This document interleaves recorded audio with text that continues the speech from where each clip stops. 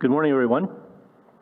I'd like to welcome everyone back and welcome new listeners who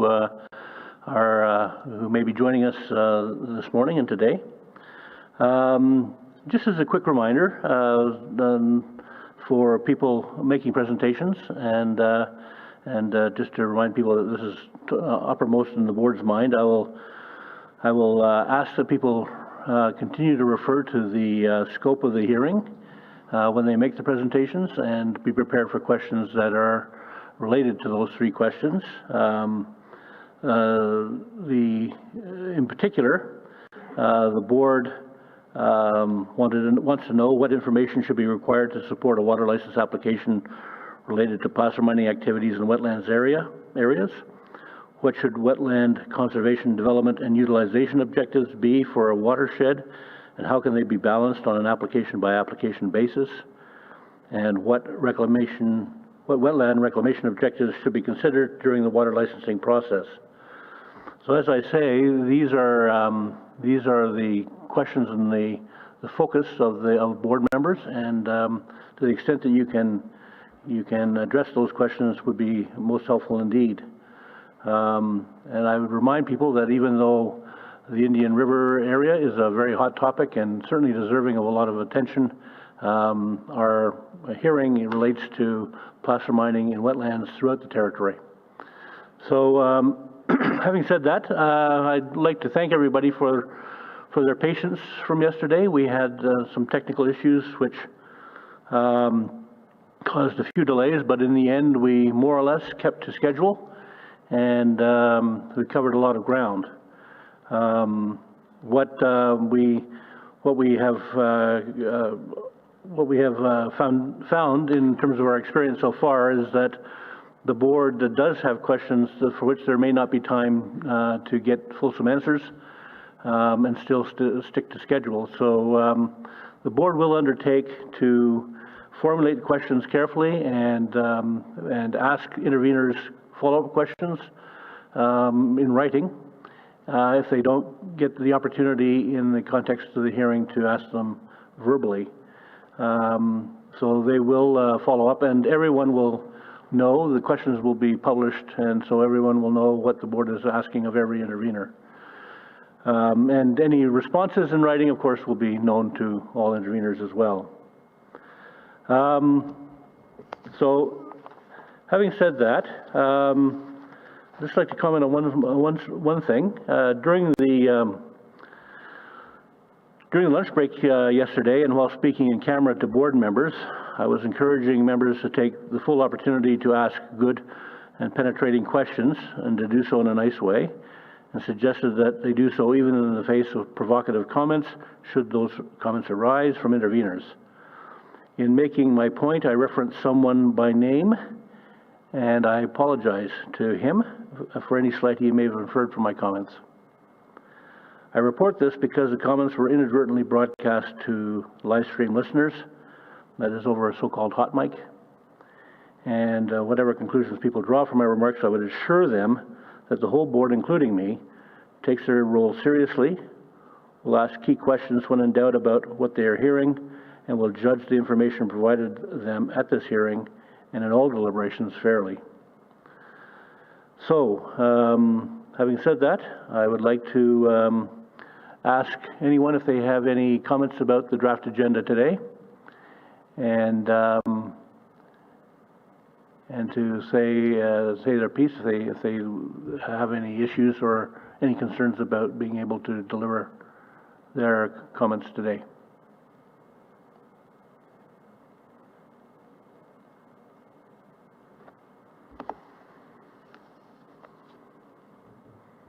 No? Okay.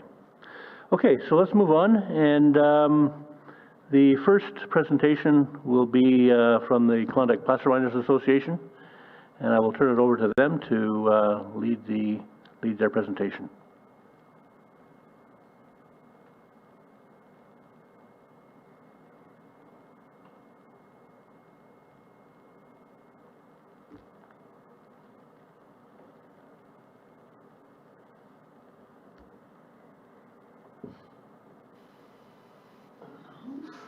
Sorry, just trying to make sure I can share my screen here.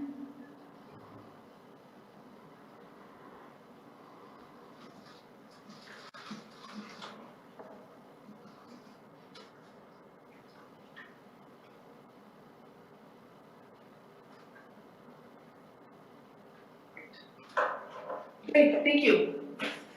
Good morning. My name is Brooke Rudolph. I'm the Executive Director for the Klondike Plasterminers Association, and I am speaking to you this morning from my office in Whitehorse, which is on the traditional territory of the Klondike First Nation and the Tonquatching Council. And I'd also like to acknowledge that my membership works across the Yukon in various settled and unsettled traditional territories of Yukon First Nations, and we acknowledge that respectfully. Good morning. We have a great team that's been working with us this season. So again, my name is Brooke. I'm with the KPMA. We also have Jana McLean, who's with Iris Legal. She's the founding lawyer at Iris Legal, which specializes in environmental law, natural resource law, and Indigenous law. She's recognized nationally for her environmental and Indigenous law practices. We also have Bruce Jenkins, who worked with the KPMA late in the 90s and early 2000s on a public hearing related to the new regime and fish habitat management. Dr. Nicole Wright, who is a wetland specialist, and Justine Knox, who's with Ecofish Research and is also a Bachelor of Science. We also have our KPMA Executive Board here today. Will Fellers, who is the president and the third generation Yukon placer miner. Neil Lovelace, who's vice president, a fourth generation Yukon placer miner. And Lisa Favron, secretary, treasurer, fourth generation Yukon placer miner. So this is a picture of our board wearing their masks this season. The KPMA was founded in 1974. This organization has been around for a long time. Our mission is to be a voice for all of Yukon placer miners, providing leadership on and advocating for responsible and sustainable placer mining with technological and ethical advances to the benefit of all operators, our environment, and enriching the communities we're part of. Our vision of responsible and progressive placer mining for future generations of miners can be realized by working with our community partners. We value family, community, environmental stewardship, historical and scientific contributions, ingenuity, and hard work. This season we had an extensive field season, and I went to a whole bunch of different placer mines representing about 460 workers. And of the operations that I visited, over 90% are family run and managed. An average operation is a second generation miner. So sure, there are some that are newer to the industry, but a lot of our operators have been here for multiple generations. 50% of placer mines are co-owned or owned by women, which again speaks to the 90% of placer miners are family run. 40% of miners live in the Yukon year round, and upwards of 80 live and pay taxes in the Yukon for at least 7 months a year. At this time, the information that we have from the Yukon Geological Survey estimates that we're at just over 68,000 cubic ounces of placer gold reported this season. And we know that that means at least $118 million directly invested into Yukon-based businesses. And probably higher than that with the COVID season this year. So $118 million into the community economies in the Yukon just in 2020. 87% of average operating expenses are spent in territory by placer miners. The Yukon has a population of over 42,000 people. About 525 we estimate are how many people are employed in the placer sector. There's 22,000 in the Yukon labor force and just over 12,000 in the public sector with consultants through public funding. And if you take out the government funding, placer industry is responsible for 6.5% of the GDP, and that's using Stats Canada. So we're here today to talk about the guidelines and the 3 questions that were posed by the board. The draft guidelines were provided to the KPMA on October 11th, 2019, after they were implemented in the application process. There was no field study, there was no communication with the KPMA when they were implemented outside of saying this is now in place and being used on components. The guidelines are largely duplicative of the ESSA process, DFO worksheets, and the water licensing application documents that placer operators already go through. The completion of objectives are not clearly defined. We would like to know what the water board is going to do with the information that's requested in the guidelines and how that relates to the activities that are occurring on the ground. The completion of objectives are out of scope from the current water licensing requests. There's mapping, inventory, and management, we believe, is the work for the Yukon government and not the water board to put on our placer industry. And I think that some of those comments were echoed in yesterday's presentation from YG. Mapping and summarizing traditional knowledge is more appropriately covered in the ESSA process. It's duplicated to an extent in the PMA, but it's also, and we will also say what CPAW said yesterday, it's not responsible or respectful for us to be gathering that information or providing it in a water license application. Wetlands are important.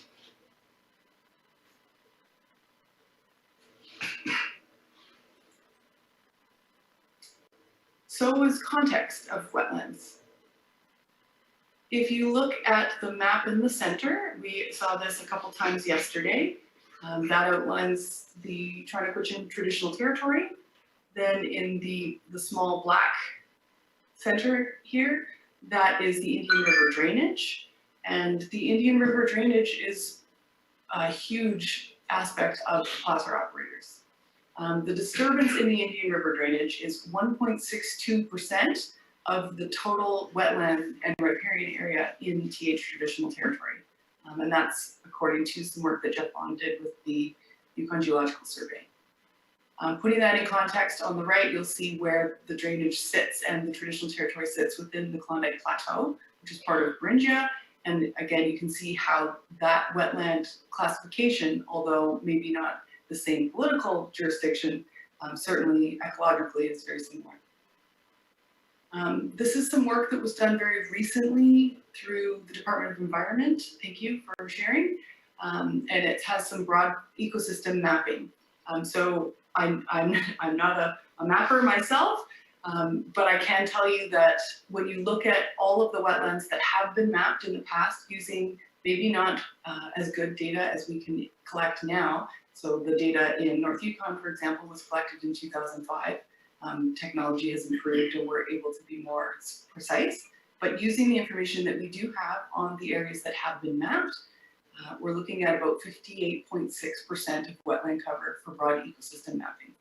That's all types of wet soils. And now you can see that 0.56 is the total footprint of placer claims in the Yukon.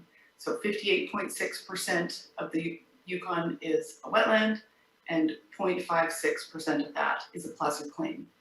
I would also like to remind you that a placer claim is not disturbance. There are lots of reasons why people will hold claims, and there doesn't mean that those claims are used. So only a fraction of that 0.56% is actually kind of disturbance.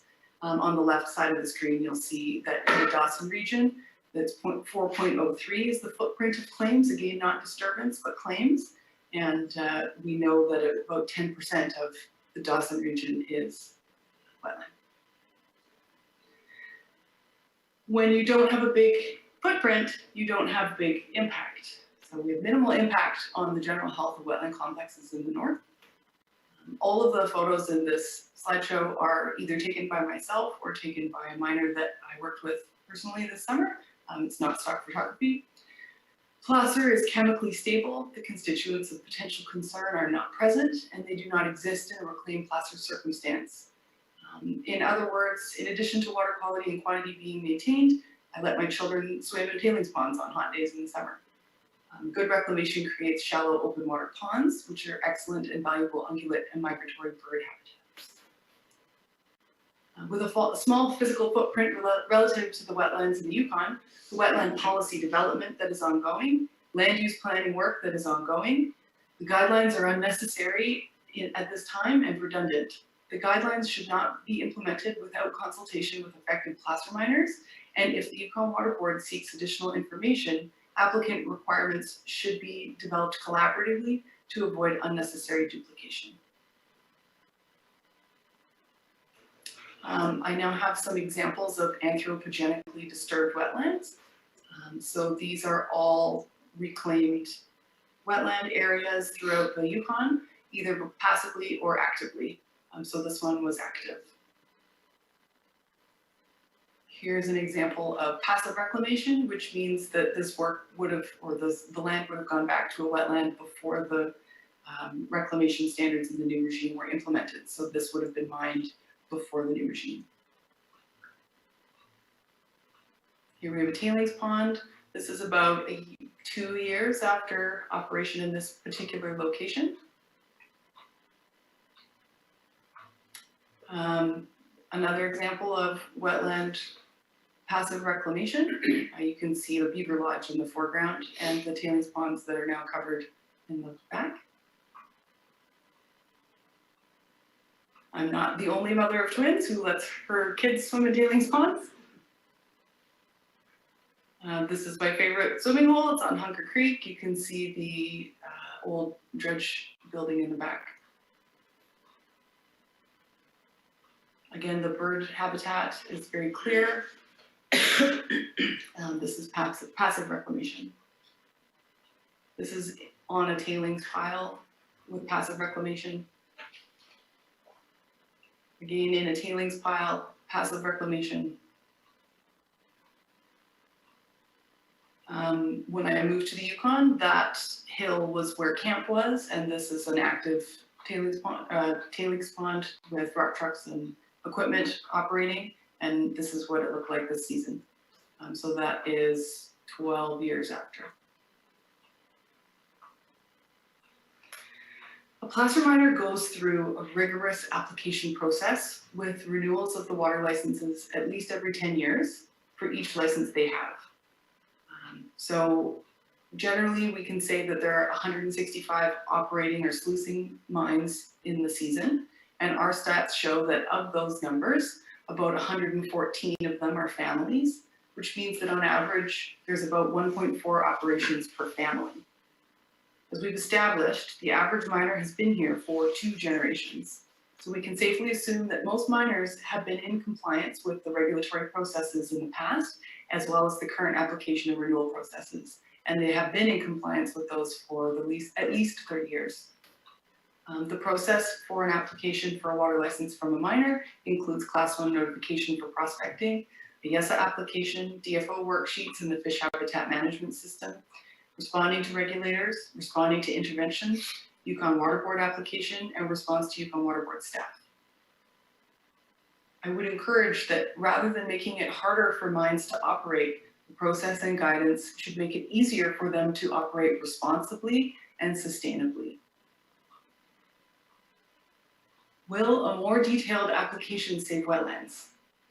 On top of the regulatory framework, miners are subject to other changes in legislation, land use planning, an upcoming wetland policy, and changes that must follow the Yukon Mineral, or that may follow, the Yukon Mineral Development Strategy recommendations. Making a water license application harder does not improve compliance.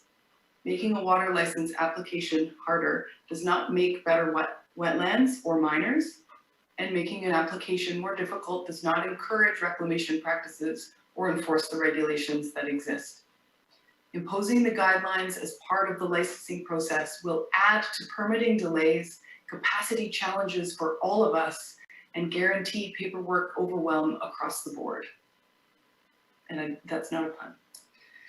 Implementing the guidelines will not achieve better water quality nor quantity, but a workforce and a regulatory structure with knowledge, training, and experience with placer mining in wetlands could achieve better water quality and quantity and flow. We have an example of Alaskan placer mining. So the Alaska placer region, very different politically, is geographically and for all intents and purposes very similar to the Yukon mining climate. The U.S. National Wetlands Inventory has been in place since the 1970s, so their regulatory structure is vastly different than ours, and they've done a lot of mapping already. Alaska has found a balance Reclaimed placer sites have a value in wetland mapping, which allows the reclamated BMPs to be implemented and enforced. It also allows for placer activities to occur with a high degree of confidence in both miners and in the regulatory system. And I will hand it off to Janet McLean, Iris Legal.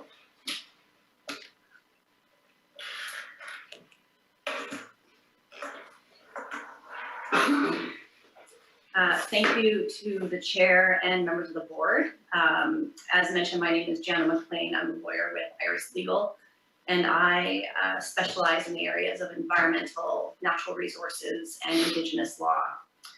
And I wanted to start my presentation today with just a few basic legal principles. The first is that the Water Board is a creature of statute. It was established by the Waters Act, and it gains its authority pursuant to that legislation. It cannot exceed its powers, which were given to it by an elected legislature. To do so is to act unlawfully. In fact, the Waters Act is clear that if the Water Board acts outside of its jurisdiction, such an action can be challenged in court. Now, as the board's own lawyer noted yesterday, the board is also subject to administrative law principles. The Water Board has a duty of fairness to license holders when considering a license application. The board must also process applications without undue delay. It must do so without bias or the apprehension of bias, and it must provide reasons in support of its licensing decisions. These are some of the basic rules that govern the Water Board's conduct when determining water licenses. Now, the Water Board has framed this hearing as a public interest hearing on placer mining in wetlands. It has asked participants to give feedback on how it should make decisions when issuing water licenses to placer miners in wetlands. Can I get a glass of water? From hearing participants so far, we've heard a lot about placer miners' potential or perceived impacts in wetlands. We've also heard about a variety of wetland functions and their associated benefits, and how they can be restored through mining reclamation. And finally, we've heard presenters comment about the geographic extent to which we should preserve wetlands in the Yukon. While these are pressing and important issues, these are not matters that the Water Board can decide when adjudicating a water license. Excuse me. In that regard, the KPMA respectfully disagrees with the chair's comments yesterday during his opening remarks, when he said regulating activities within wetlands falls squarely within the jurisdiction of the board. Thank you. Sorry, just one moment.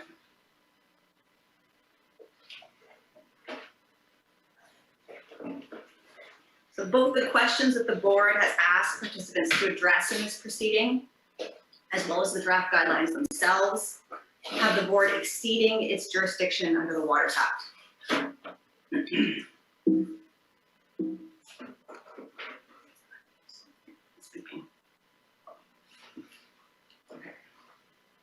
Now, the Waters Act charges the Water Board with the issuance of water licenses, as well as any renewals, amendments, or cancellations of water licenses. In all cases, when making a license decision, the board is charged with making decisions about water use or the deposit of waste in waters, and not about wetlands as a whole. In the KPMA submission, the Waters Act is clear that the Water Board has jurisdiction over inland waters and not wetlands in their entirety. The board has asked participants in this public hearing to answer, what should wetland conservation, development, and utilization objectives be for watershed? That question stands in sharp contrast to the language of the Waters Act itself, which charges the board with providing for the conservation, development, and utilization of waters, not wetlands. Regulating water is not the same as regulating wetlands. In the KPMA submission, the regulation of wetland is primarily a land use decision.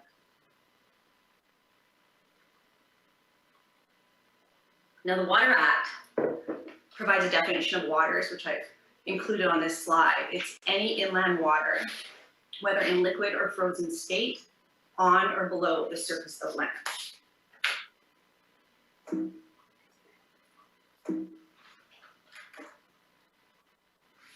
In contrast, the definition of wetland begins with the word land and identifies characteristics of the land that classifies this land portion as a wetland. And I note that Klondike Witchen's consultant, Dr. Westbrook, used the same definition in her submissions to the board yesterday.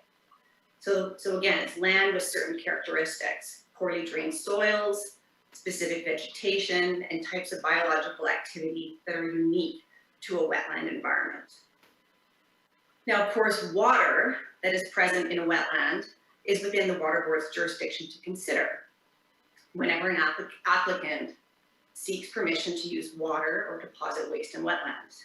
Deposit waste in water. In that case, the Water Board must determine whether the proposed use or deposit has acceptable impacts on water quality and quantity, including flow. But in that review, the Water Board is not charged with deciding such issues as: should placer mining occur in wetlands? What are the acceptable levels of broader environmental impacts of placer mining? What types of wetlands should be open to placer mining? The percentage of wetlands that should be available in the territory for placer mining, and how watersheds as a whole should be conserved, developed, or used.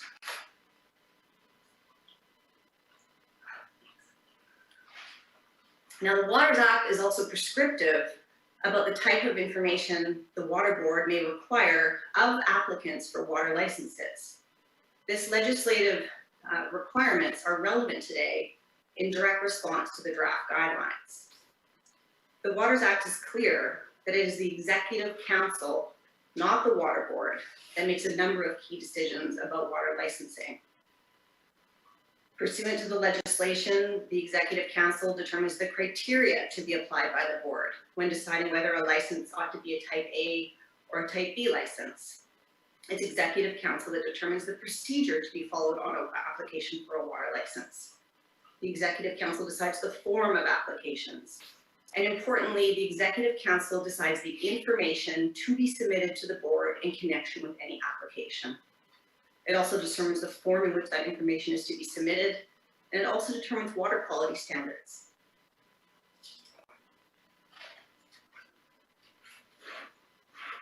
Now, the Executive Council has exercised its power in that regard, and that's set out in the Waters Regulation. The regulation includes a form that needs to be completed to apply for a license.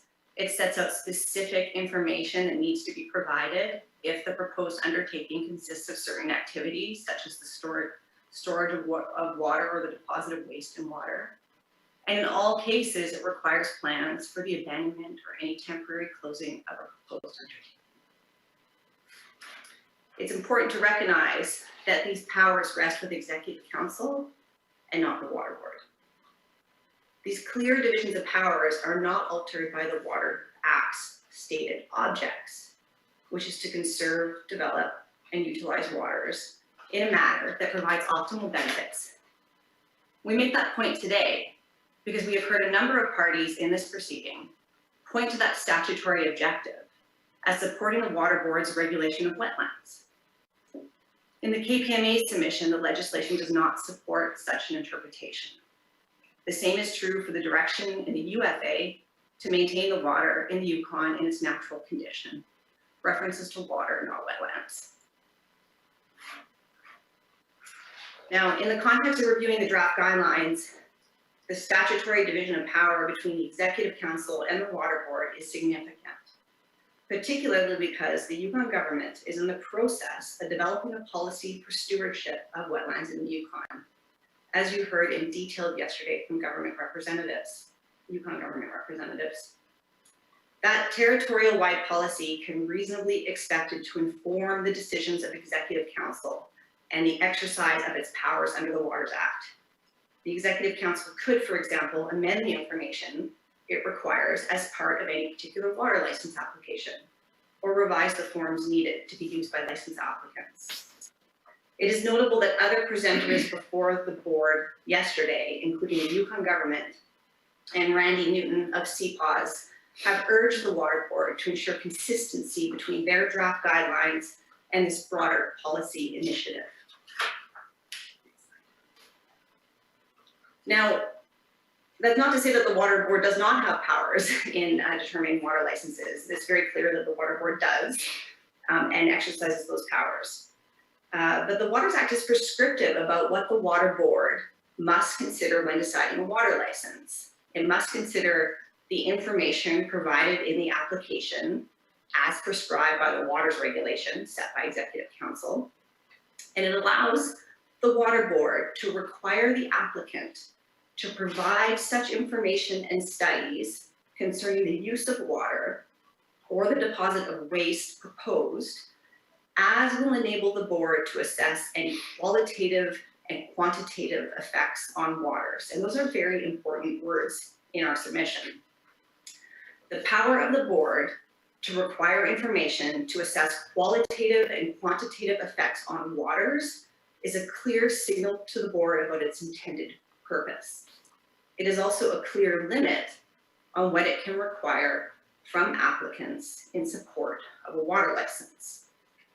The ability to require information to assess the qualitative and quantitative effects on waters is also consistent with Chapter 14 of the Umbrella Final Agreement, which is concerned with any substantial alterations to the quality, quantity, or rate of flow of water, and the potential impacts of such substantial alterations on Yukon, on Yukon First Nations recognized rights under that agreement. This is the threshold question that must be considered by the board under the UFA. It is only if the board considers that there is a substantial alteration to water, quality, quantity, or flow that it must consider impacts on First Nations rights and interests that are articulated in the UFA. In the KPMA submission, the legislation is clear. The Water Board's jurisdiction is over water, and it must assess the qualitative and quantitative impacts on water of a proposed use or a proposed deposit of waste in waters when deciding a license application. The board is not the body empowered to make land use decisions or to assess the broader environmental and social impacts of a proposed operation in wetlands. Other authorities in the Yukon have these powers and jurisdiction. In the KPMA submission, the draft guidelines exceed the board's jurisdiction on in a number of ways, and I'm just going to touch on some examples today.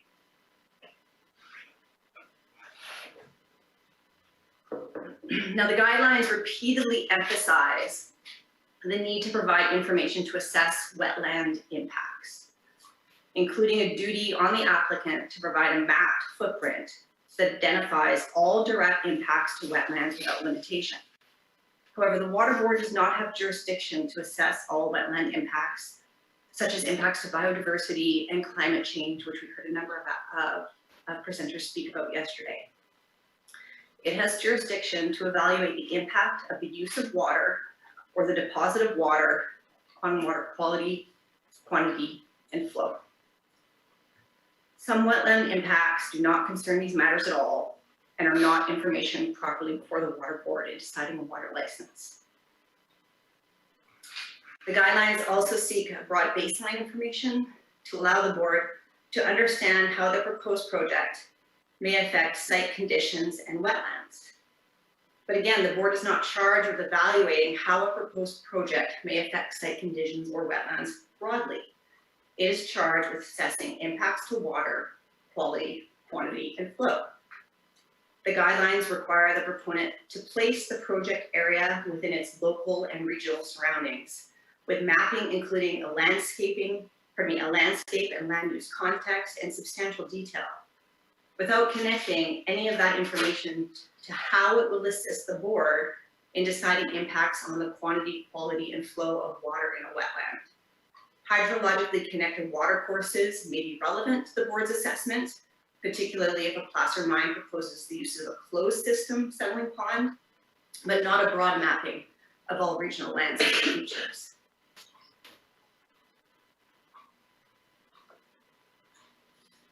Now, the guidelines also include a requirement to outline expected wetlands gains and losses.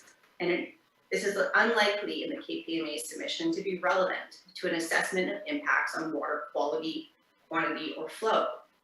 Prior to imposing such a significant information requirement, a connection must be made to the decision before the board. It is certainly not the role of the water board to decide the degree to which wetlands would not be mined in the Yukon. The guidelines also require significant information on project closure and post-closure activities. Reclamation involves land use decisions and is primarily the jurisdiction of EMR. The water board heard yesterday that EMR is actively pursuing clear reclamation requirements with placer miners in wetlands.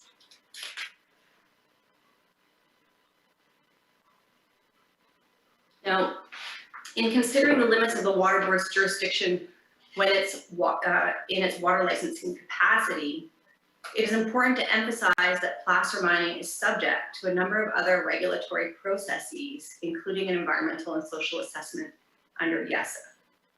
During the YESA process, the broader environmental and socioeconomic effects of a proposed project are considered, including its cumulative effects.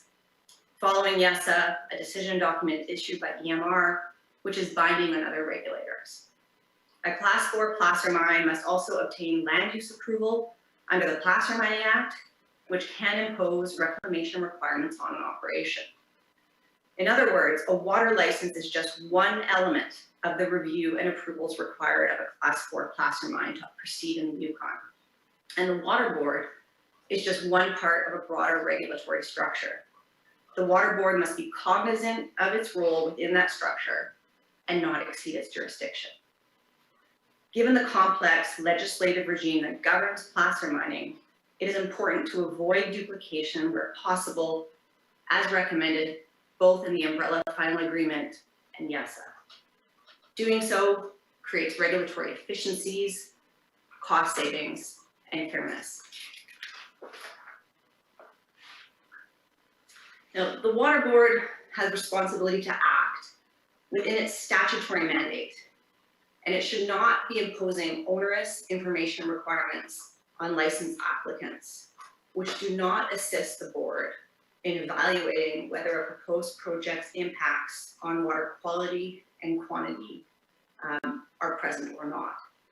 Any information required of a water license applicant ought to be relevant to that specific mandate. It is the KPMA's position that the exceedance of the water board's jurisdiction is particularly problematic because the guidelines in our submission are also largely duplicative of information already gathered in other proceedings and is creating a costly and uncertain process for applicants to pursue. And Bruce Jenkins with Ecofish will speak further of these issues shortly. Thank you.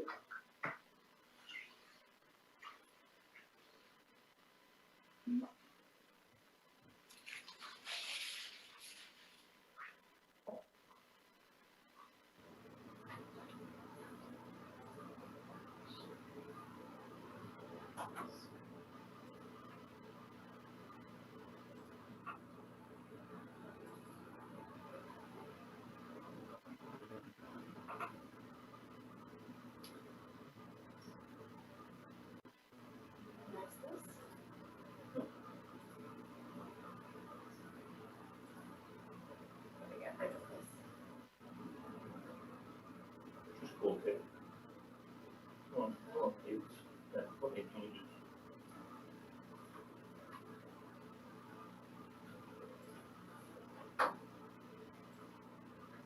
And then I think the camera's on me, So so that's what I need is this. I'm gonna shoot this over to you. Can This one. can everyone see Bruce? No, we can't see him here. Okay, give us a second here, sorry.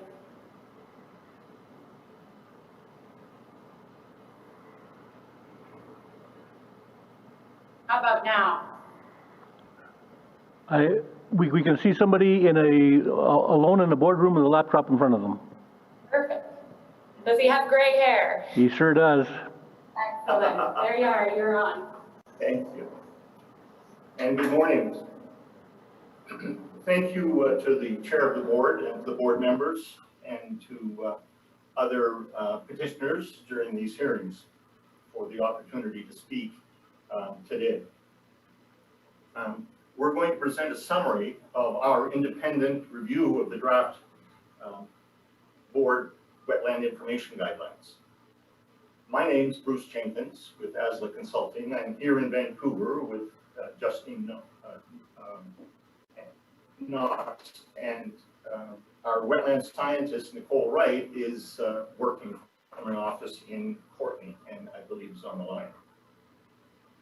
I have a Master of Science degree in fisheries ecology and over 45 years of experience in the environmental field as a scientist and environmental impact assessment specialist and permitting specialist. My technical focus has been on salmon populations and salmon habitat, which involves a keen understanding and assessment of both riparian and wetland habitats. My last 23 years have been entirely in the mining industry. And prior to that, as a consultant, I was involved in both mining and other resource development projects, primarily in Alaska, BC, the Yukon, and the Northwest Territories. Now, we also have Dr. Nicole Wright. She is our professional wetland scientist involved in this study. She's registered with the International Society of Wetland Scientists, and in fact is one of only 13 in Canada. She's also registered as a professional geoscientist with Engineers and Geoscientists BC. Her doctorate degree was from Simon Fraser University, and it specialized in the study and the influence of permafrost on northern wetlands. She has over 15 years of experience in her field and has published numerous articles. And finally, Ms. Justine Knox has a Bachelor of Science degree. She is an environmental assessment and permitting practitioner with approximately 14 years experience.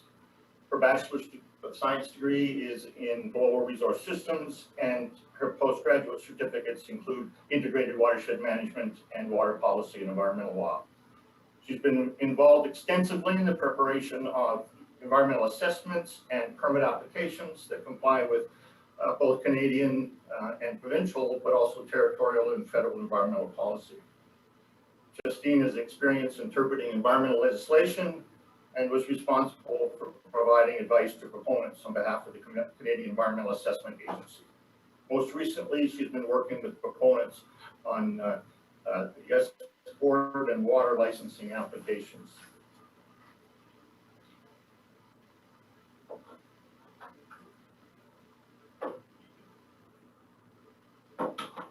Next slide. Oh. The button. Oh, okay, sorry.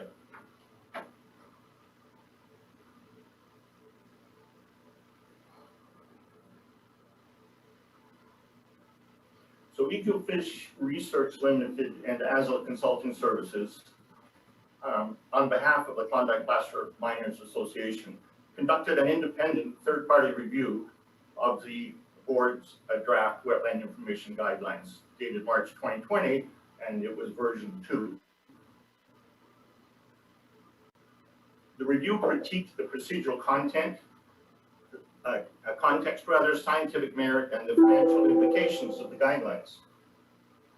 The regulatory process for placer mining in the Yukon was also assessed, and recommendations on an integrated and ultimately stronger approach to regulation of wetlands were derived.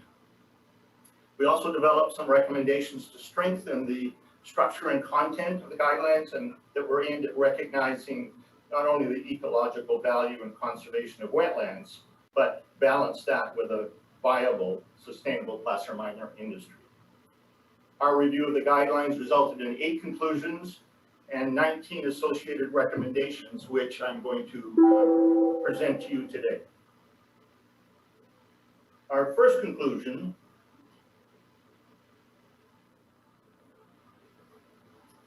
the Yukon Water Board guidelines preempt finalization of Yukon government wetland policy.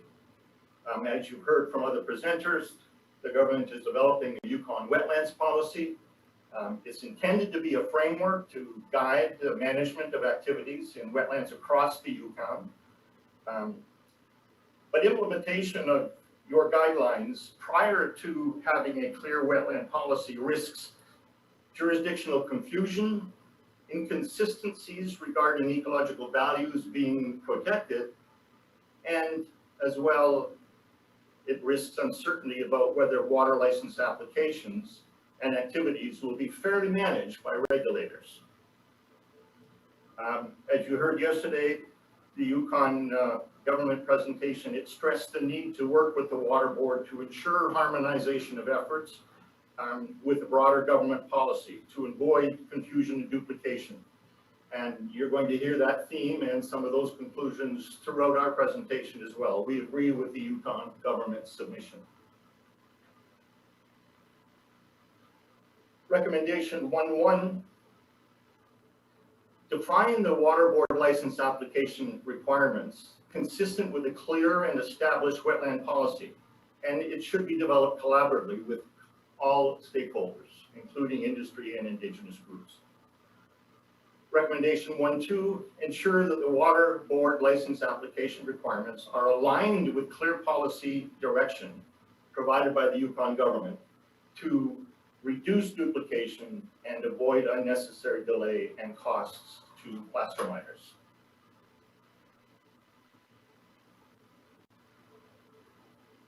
Conclusion 2, the Water Board guidelines information requirements are more appropriately considered earlier in the regulatory process. As you've already heard, placer mining is subject to an environmental and socioeconomic assessment under YESA.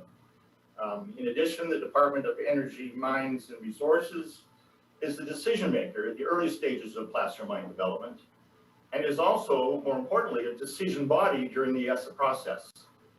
So requiring placer miners to engage with the guidelines after YESA review and after issuance of a decision document at a later water licensing stage risks imposing inconsistent requirements on mining operations and added time and added expense for water license applicants. Recommendation 2.1. It's important to ensure consistency and transparency between EMR and the Water Board when adjudicating a water license. The Water Board is charged, as we just heard, with considering the impacts to water quantity and quality that results from water use or waste deposit in water in their adjudication of license applications. However, an assessment of impacts on wetlands is more explicitly and holistically dealt with under YESA. Again, with the decision document being issued by EMR. Through YESA, there are procedural requirements that limit duplication and provide detailed instructions for assessment. And this is an example, I think, for the Water Board because it provides transparency in procedures and ultimately contributes to fairness to all participants in the assessment. And finally, the land use decisions are appropriately the jurisdiction of EMR under the Placer Mining Act.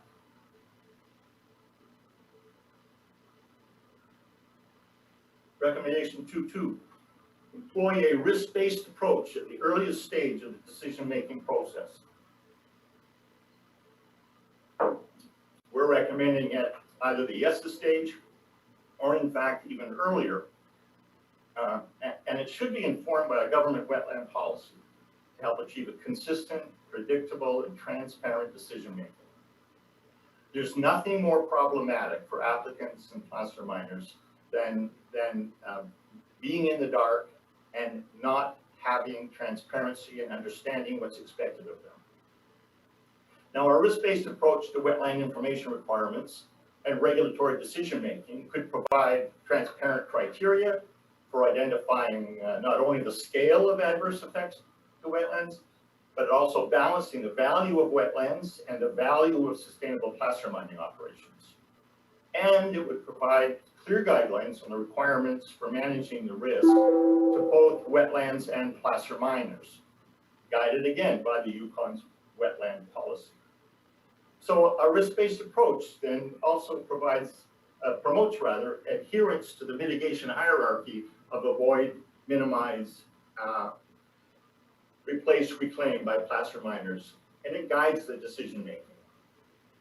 And I think this mitigation hierarchy is something that you heard about yesterday, and we are clearly in support of the mitigation hierarchy.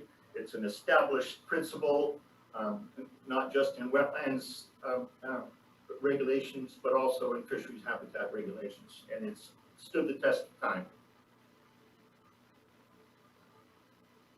We also agreed with the presentation yesterday that using offsetting mitigation to strive for a goal of restoring wetland original function is an appropriate goal.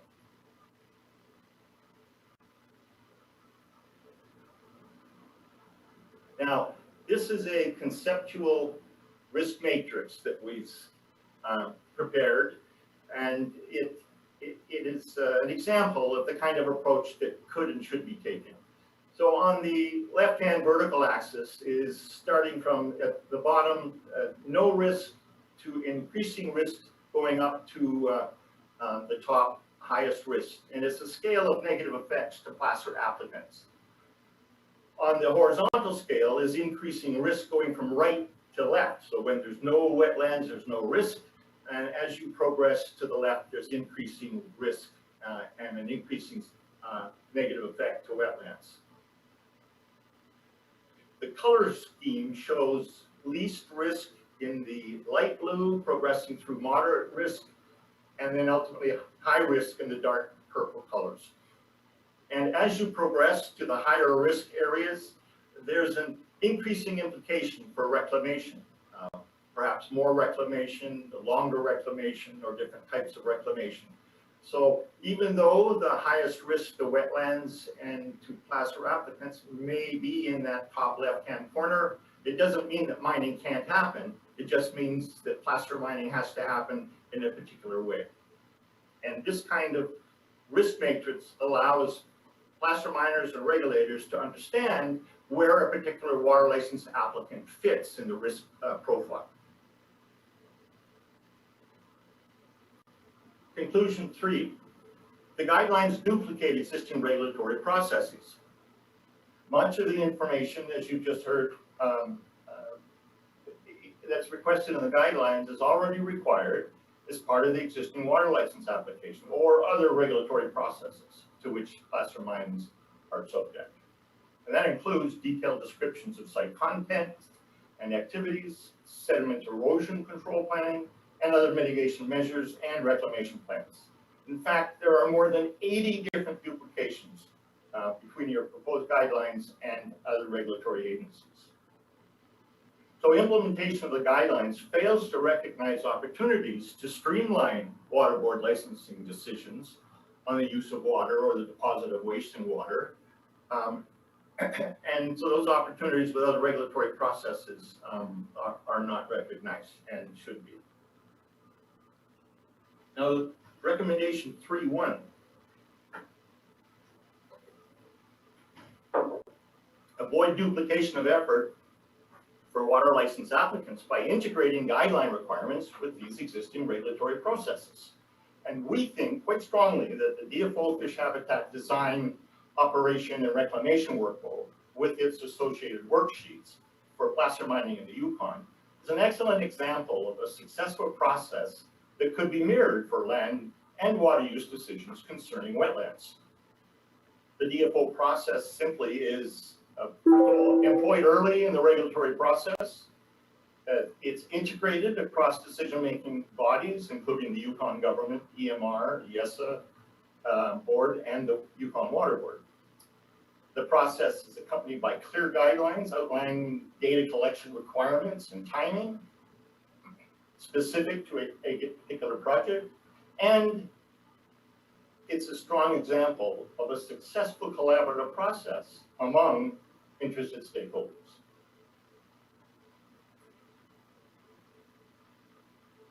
This is a DFO habitat worksheet. I'm sure many of you are familiar with them. We've chosen from Appendix B, which focuses on riparian zone and bank modification design. There are, in fact, 8 appendices with a number of sub-appendices that have a voluminous number of different worksheets that are required by DFO to be filled in that can help them in their adjudication and their assessment of risks to fish habitat and fish populations. These are an excellent approach to assessing risk and assessing a particular application. Conclusion 4. The guidelines are unclear on how the information will be used by the Water Board when it adjudicates license applications. And so we're recommending that you provide decision-making criteria and thresholds for the requested information.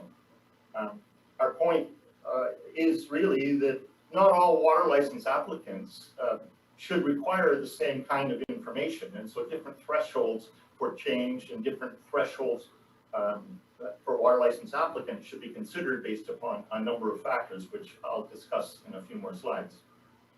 And recommendation 4.2, provide a clear, explicit linkage between the information that's required under your jurisdiction and how that information materially affects the assessment of water use or waste deposit in waters. Conclusion 5. Scientific data requirements are quite vague and very unclear. And notwithstanding the limits of the Water Board's jurisdiction, as we've already discussed, some data requirements in the guidelines are prescriptive, while others are quite vague. Further, there's no standard methodology or guidance provided for data collection. And it's not clear whether information is required or whether it's just recommended to support a Water Board licensing decision. Recommendation 5.1. We think it's important that you state clearly whether the data is in fact required or only recommended, and perhaps a checklist approach might be helpful. We think it's important that the data requirements be scaled according to risk. The greater the risk to wetlands, perhaps the greater the requirement for certain types of data. And finally, provide the rationalization for the data requirements to support your assessment of the proposed water use and deposit of waste and water. And that should be developed consistent with the Yukon's wetland policy. It shouldn't be done independently of that policy. Recommendation 5.2, standardize any necessary data collection to ensure requirements are accessible, easily understood, and achievable by the applicant. And, even more importantly, to achieve a more timely and cost-effective wetlands assessment by the appropriate regulatory body. Recommendation 5.3, confirm that applicant collected data, rather than data collected by a qualified professional, will be accepted to avoid unnecessary costs to the applicant.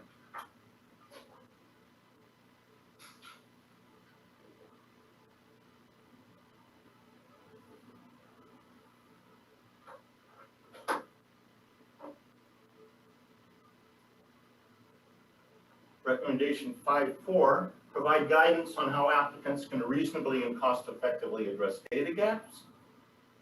And 5.5, obtain a Yukon wetland inventory prepared by the Yukon government, guided by their territorial-wide wetland policy. Broad-based, watershed-based wetland inventory should not be the responsibility of placer miners. They should not have to spend money to put that kind of broad-based inventory together. Conclusion 6. The guidelines are not clear on whether information is required for all applicants. The guidelines appear to be a blanket requirement for all applicants, but that appears to be without consideration of historic disturbance in a particular watershed in question, no consideration of water use requirements for the proposal, the duration of operation, or for that matter, an operation's wetland footprint.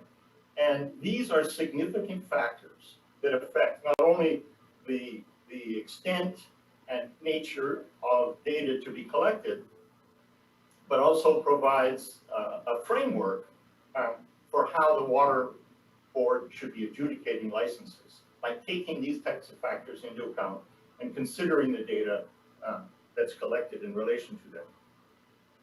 Recommendation 6.1, provide a mechanism for identifying claim blocks, in fact, where the guidelines don't apply.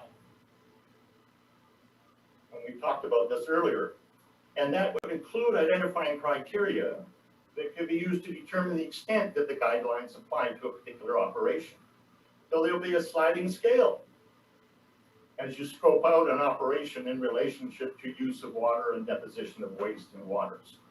And recommendation 6.2, confirm that licenses granted prior to the guidelines, those historically licensed operations, will be grandfathered, i.e. the water license won't be reopened unless the proponent seeks to change licensing provisions. It's unfair to placer miners to alter existing water license based upon new guidelines. Conclusion 7.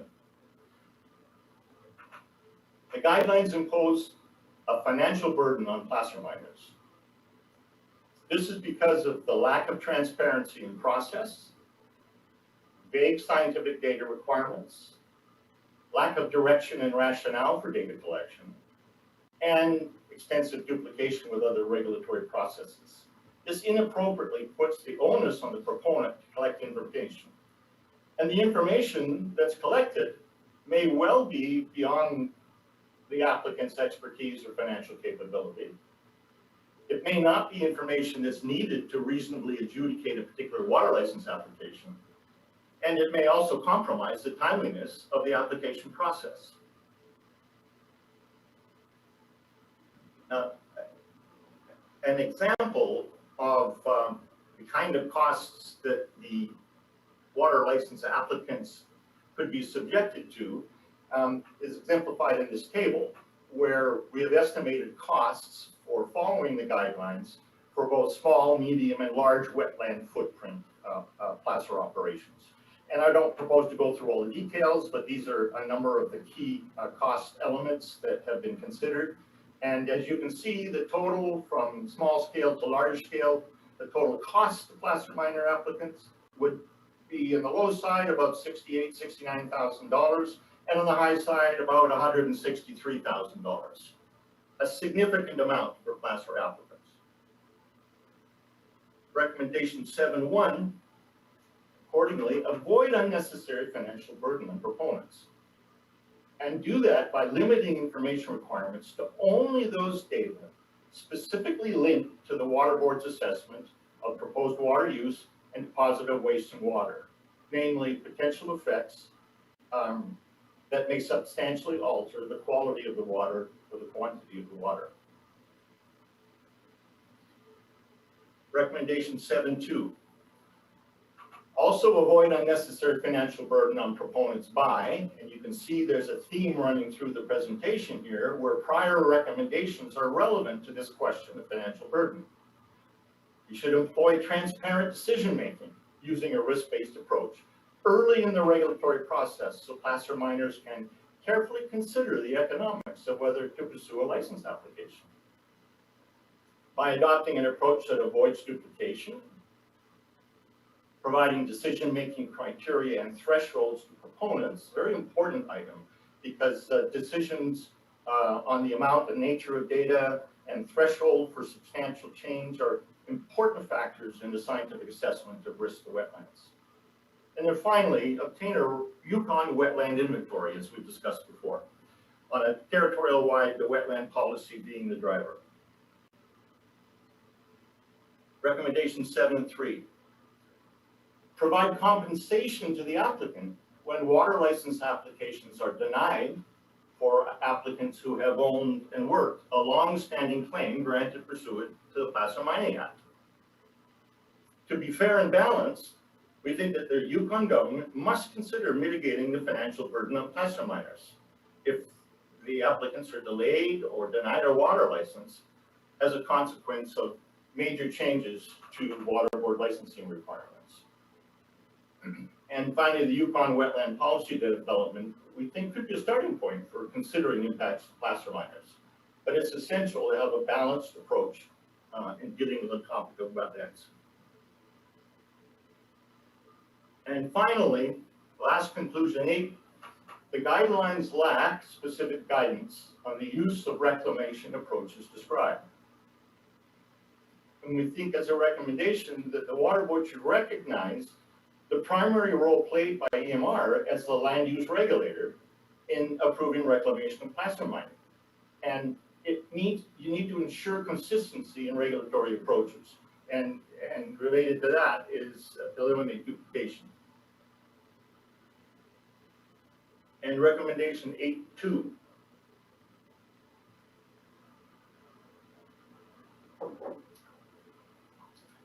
Develop best practices and regulations for working in and around wetlands in the Yukon, guided by the Yukon's wetland policy, in collaboration with all stakeholders.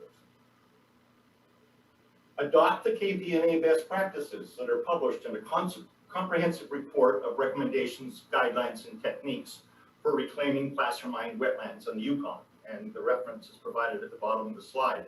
This is important because this is a report from the frontline workers, the people that are responsible for following guidelines and applying techniques for reclaiming placer mines. And that firsthand experience by placer miners must be incorporated in any guidelines or regulatory process for considering water licenses. In addition, we continue to develop best practice and regulations. It's an ongoing process. It's dynamic management, adaptive management. This should include defining expectations for reclamation, project closure, as well as post-closure activities, allowing for adaptive management, managing change as you progress and incorporating new knowledge, new information, new experience, and new data. Activities like scientific knowledge and industry experience is important input. And finally, a minimum standard for conserving and maintaining wetland functions. Back to this goal of achieving the wetland functions that were there prior to placer mining. So in closing, these conclusions and recommendations are intended as a positive contribution towards a new process that achieves timeliness, transparency, and predictability. By achieving that, there would be an improvement in the streamlining of permitting processes, including their predictability, by creating authorization templates in advance, consistent with predetermined regulatory requirements. Transparency. As well, effectiveness. A science-based risk management approach to properly address the risk to wetlands and to placer miners is an important step. And thirdly, cost efficiency. To keep the financial burdens on proponents low by using an approach that reduces unnecessary duplication and effort. We believe strongly that implementation of these recommendations will contribute to a strong process that balances the ecological value and conservation of wetlands with a healthy, sustainable placer miner industry. Thank you very much.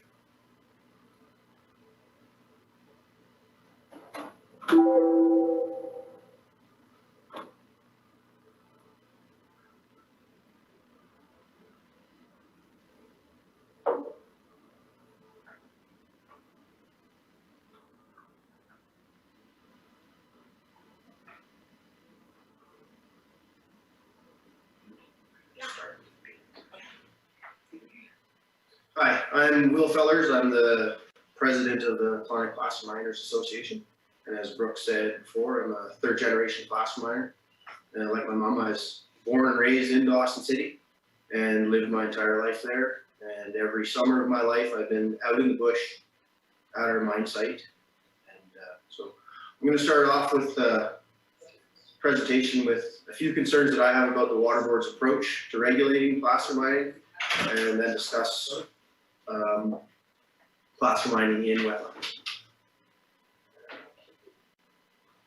So the uncertainty in industry that's been created by delays in licensing and constantly changing license condition is making it difficult for operators to make decisions about financial investments in their operations going forward in the future. And I've had discussions with many miners recently that are extremely worried about the current license they have, maybe their last license, and therefore making it extremely risky for them to try and put any more investments into better technology or newer equipment. And yeah. So, and with placer being 72% of the applications, and for the water board, and with this issue we have with wetlands, we've hosted tours in the goldfields for many years for regulators and government bodies to get out there and to get their boots on the ground to see in person what it is that they're making decisions about. And I'm kind of perplexed about why the water board didn't take the time in the last year or two to go out to the Indian River and see firsthand the region where this issue that we're dealing with has come from. And I think some site tours of some placer mines would have probably improved this discussion that everyone's been having and helped aid with that.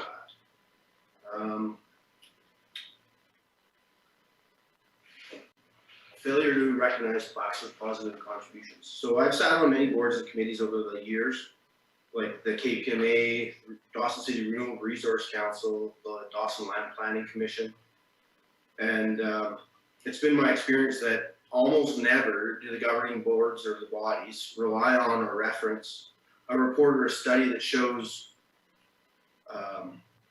positive effects that mining can have. For example, I've been on many moose population studies in the Goldfields area, in the Dawson area, and moose densities in that area are some of the highest in the Yukon, and it also maintains one of the highest harvest rates. But this doesn't get out, nor does the peer-reviewed scientific study on avian communities in passively reclaimed placer mines. It shows that post-mined areas host a greater diversity of waterfowl, songbirds, and threatened birds. So these are only two of many examples that show positive effects of mining, but they always seem to get shelved away and never recognized. So I think this is a huge issue that we have to deal with.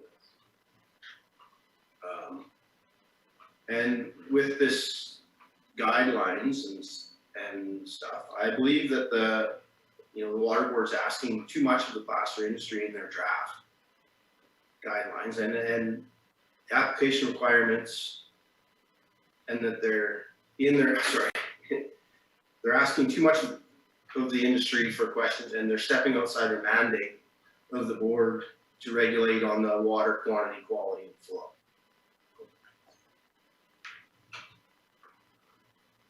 So wetlands are found across the entire Yukon in the north, but placer mining only occurs in a small percentage of those wetlands. As you can see on the maps here, in the left side, the Indian River is circled in the black, and these wetlands, they're not rare or unique compared to other peatland complexes, except for the fact that they have the economical gold values in the gravel beneath them. In the TH traditional territory, the disturbance in the Indian River Valley is less than 2% of the wetland and riparian area of the TH's total traditional territory.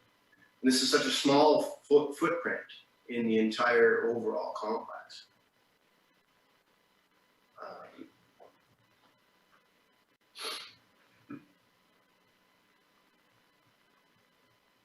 So, as we've heard from a number of presenters yesterday, the like-to-like restoration of wetlands is not really attainable in a timely manner, or is it economically feasible? for industry. So but what we can do is,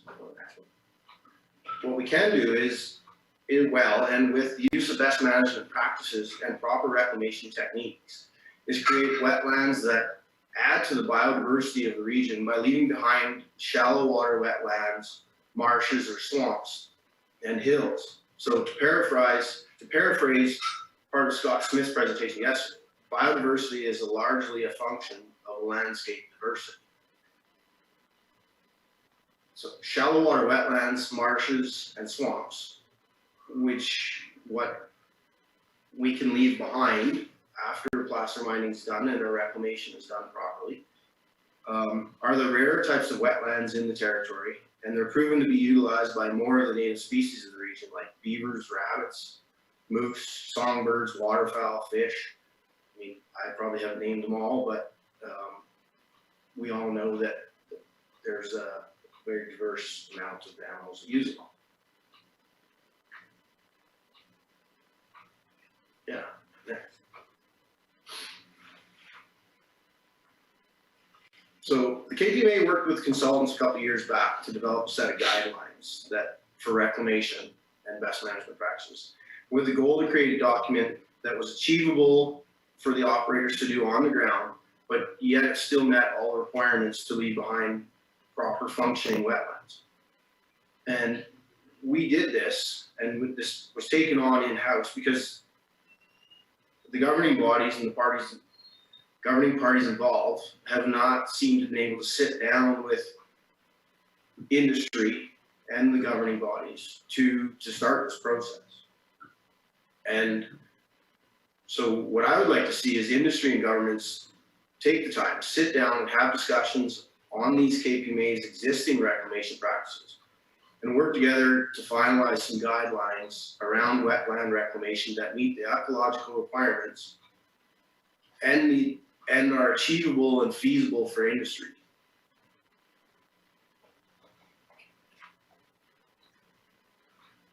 So this here's a closed system, and I just would like to explain a little bit of how it works. And so the majority of placer miners try to use this method unless, we've got site conditions like the gradient or the valley width or stream flow or stuff that makes it so it's not possible. Excuse me. So in a closed system, the operator will utilize groundwater and water flows or water from the stream with a pump or an intake ditch to initially fill the ponds and to make up the water into the ponds, or to fill the ponds up. And then if there's seepage through the bedrock or the subsurface, then they can use a little bit more for makeup water. And then after the ponds are at capacity, the operator then pumps from one pond, from one end of the chain of ponds and discharges into the other end, and usually into the sluice pipe. And then the water is settled and recirculates back to the pump where it's used again. So in this system, there's no surface discharge to the stream until the facility is finished and then the decommissioning process takes place. This system also allows the stream to flow by without any change to the quality or the flow of the water, because we just keep reusing the water that we have in the ponds. So, and after it's decommissioned, it's quite easy to reclaim these ponds into a series of shallow water wetlands and marshes that have great water retention and ecological value to the native species of the region, meaning like beavers, rabbits, moose, songbirds, and waterfowl.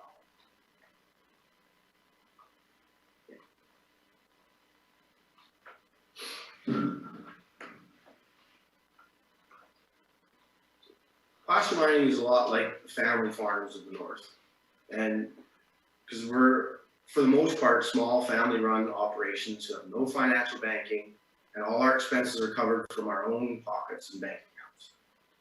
And so this list on the side, it's not comprehensive, but it does cover most of our expenses.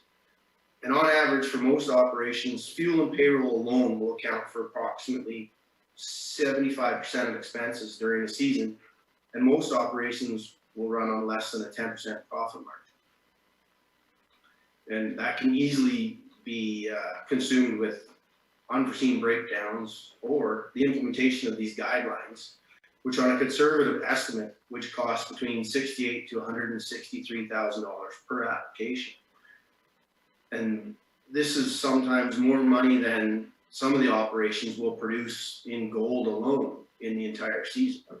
So to expect small operators to go through all of this process is just not feasible.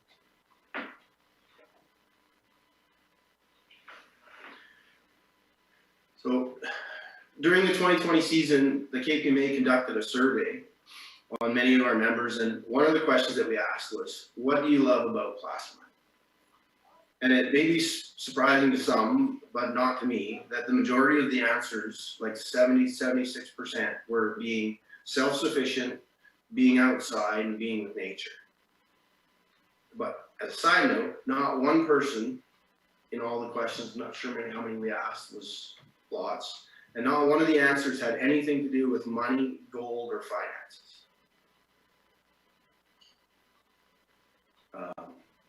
So next, I'll show a few pictures of some of the reclamation that's been happening in the last couple of years. And this one's on Last Chance Creek.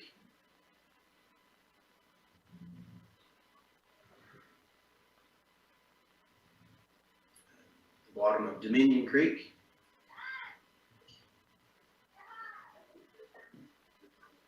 And this is in the Indian River Valley, which is a really good example of what can be done with proper techniques. And this is only 2 years difference. So in another 5 years from now, that growth will be probably almost high enough you wouldn't even be able to walk through it. Jeff showed a picture of comments. Oh, and this was one that Jeff Bond had in one of his slides earlier, yesterday as well. Yeah. Thank you for your time. Sorry. Hi, Jeff. So in response to the 3 questions that we've been asked, what information should be required in an application? Less duplication. So the Yukon Water Board has considerable information already provided from proponents as part of their application process. We have a table outlining all of the duplication that will be submitted as part of our written submission. The Yukon Water Board mandate of information requests relating to water quality, quantity, and flow needs to be maintained.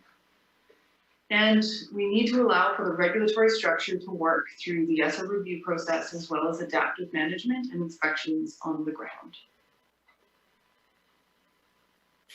What should objectives be, watershed by watershed? This is primarily a land use decision. Only part of this question relates, in our opinion, to the jurisdiction of the Yukon Water Board. ESSA and land use planning have more jurisdiction considering this question. Any approach needs to consider the small footprint of placer interests compared to the Yukon wetland complexes across the territory, as well as in specific drainages. And the minimal impact on water quality, quantity, and flow with good reclamation practices employed and importantly enforced.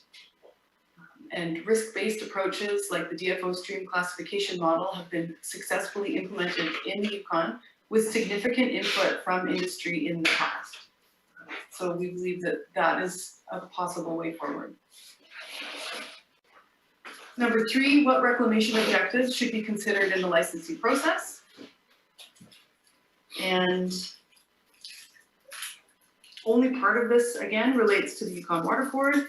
ESSA, the decision document, and the inspection portion of work have more jurisdiction concerning this question. We would encourage and we would like to see that our best management practices that we've developed be accepted as the best first step today, and we can work on educating miners and regulators together on how they're implemented and enforce that implementation. But we have to accept it first. And we need to focus on the ground and not on an application. So again, making an application for a water license more difficult does not improve compliance. we need to work with the miners and the regulators together to make sure that that happens. I'm known to be a little bit sunshine and rainbows, and I'm going to bring that in today. I believe we need a fair and balanced process for making decisions that involve engagement, collaboration, meaningful consultation, transparency, science-based approaches, and working at it until you get it right. The KPMA has been known for our good collaboration when we have the opportunity to be at the table. We are highly capable. This group of people are amazing. They're motivated, hardworking, nimble, and very loyal. We ask all interested parties to keep this in mind going forward, and we look forward to working with you in the future, finding a balance to placer mining in wetlands. Thank you.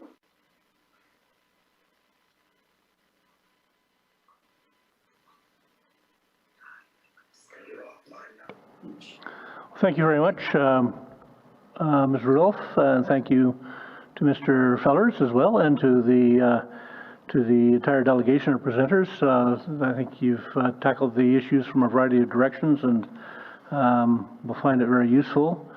I would like to throw it open to board members to ask questions, and we have a bit of time, so if you're willing to be there to answer them, we'll get into it a little bit here. So first of all, Mr. Hornsby. Thank you very much, Mr. Chair. Thank you for the presentation. It's very informative and a good reminder of the nature of placer mining in the Yukon. I mean, although I'm not a placer miner, I'm second generation involved, kind of, through the water board, involved in the placer mining industry. So, yeah, and so the specific question I want to ask here is, a lot of the materials, when we're talking about water board jurisdiction and the nature of the water board, focus on the Waters Act jurisdictions, but as you are all no doubt aware, the water board also has the delegated class 4 jurisdiction pursuant to the Placer Mine Act. And I just wondered on behalf of the KPMA, from any of the people involved, what the nature of that jurisdiction and the impact of that particular jurisdiction may be on the ability, on the nature and ability of the water board to have jurisdiction with respect to wetlands.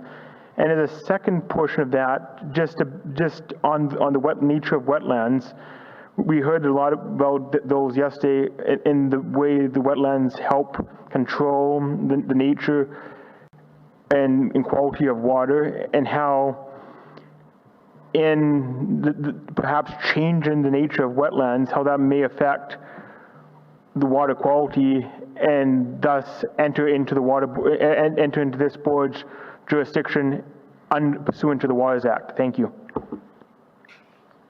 I think I've been asked to at least try to tackle your first question, and I expect that we'll ask Nicole Wright to speak to the second question that you presented.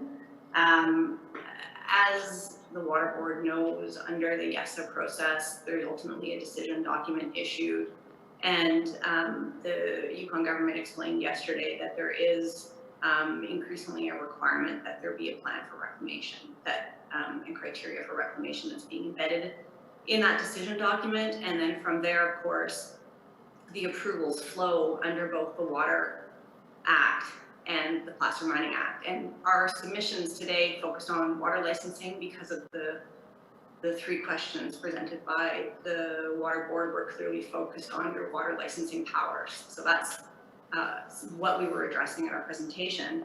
Certainly, to the extent the water board is delegated authority under the Placer Mining Act, there would be some consideration of reclamation in that context. So again, consistent decision making flowing from the decision document of EMR. And I'll just look to my group here to see if there's anything else they want to add, but otherwise I'll turn it over to Nicole to comment on your second question. Okay,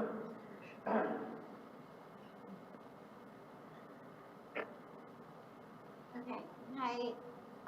So can't quite remember exactly what the question was, but in terms of the, I believe it was the Waterbird's jurisdiction to collect information on water and how wetlands are intricately connected to water because that's, you know, part of what they are, they're wet landscapes. So I think in the application, or what is needed to know is to understand the sources of water, water storage, the flow, whether what is the hydrological connectivity from upstream to downstream and within the footprint. And part of that is understanding. So if you're asking for, there's nothing wrong with saying, where's the water and where's the wetlands, because then you know where the water is, and that'll give you a sense of how hydrologically connected that is.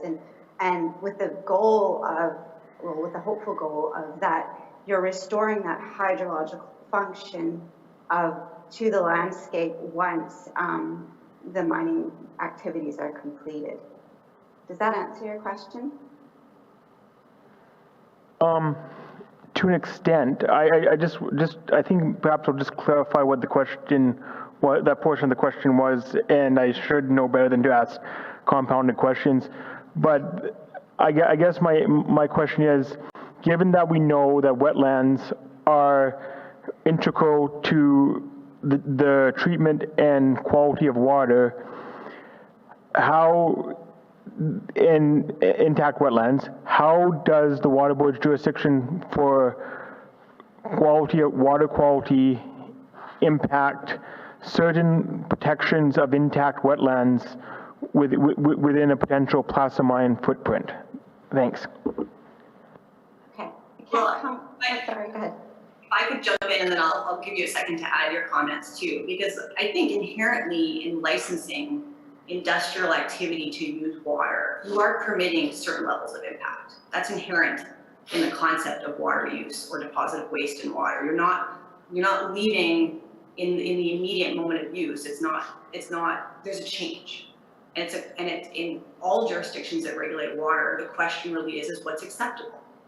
And so when you talk about that, there could be impacts, I think that's not a sufficient analysis. You have to look at, well, what is the standard that an operator is being held to determine whether or not those impacts are acceptable or not with respect to water quality and quantity.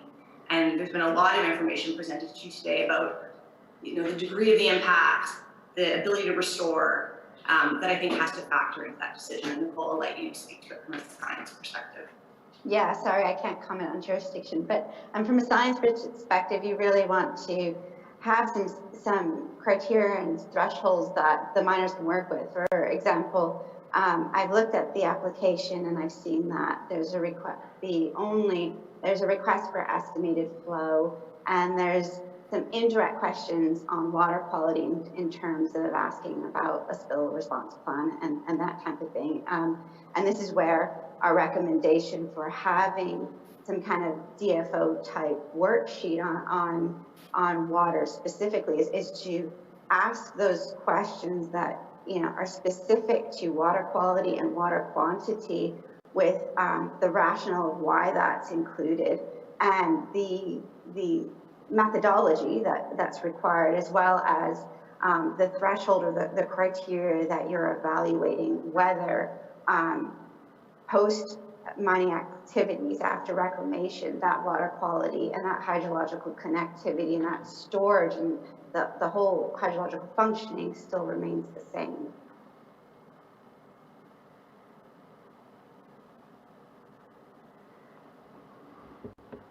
Thank you. Questions?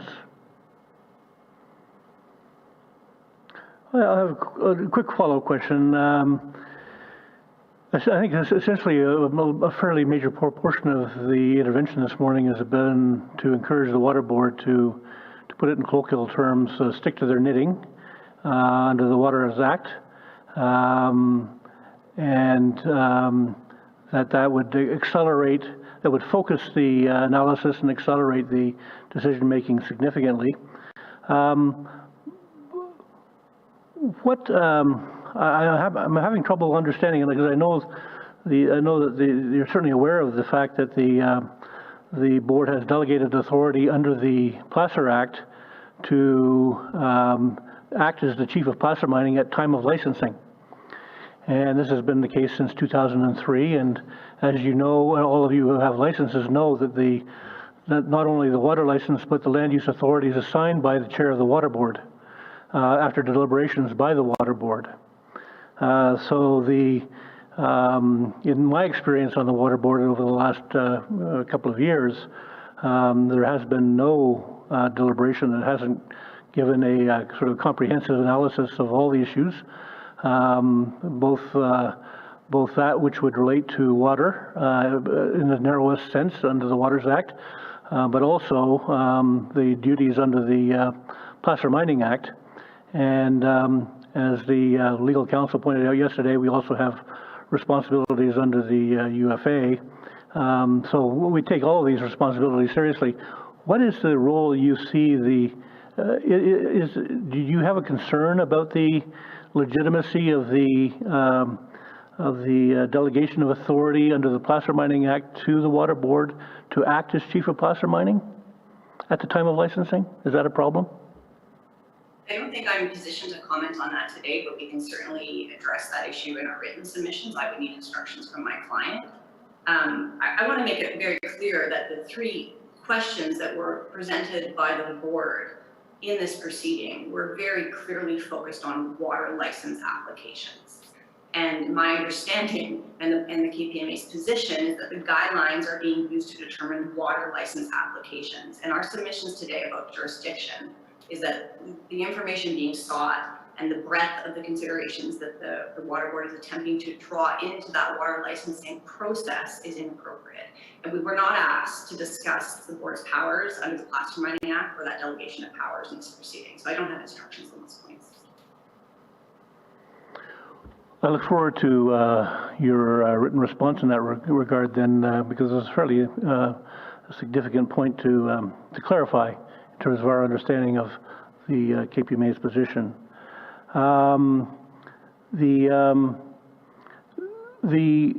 The comment was made that there is a wetland policy underway.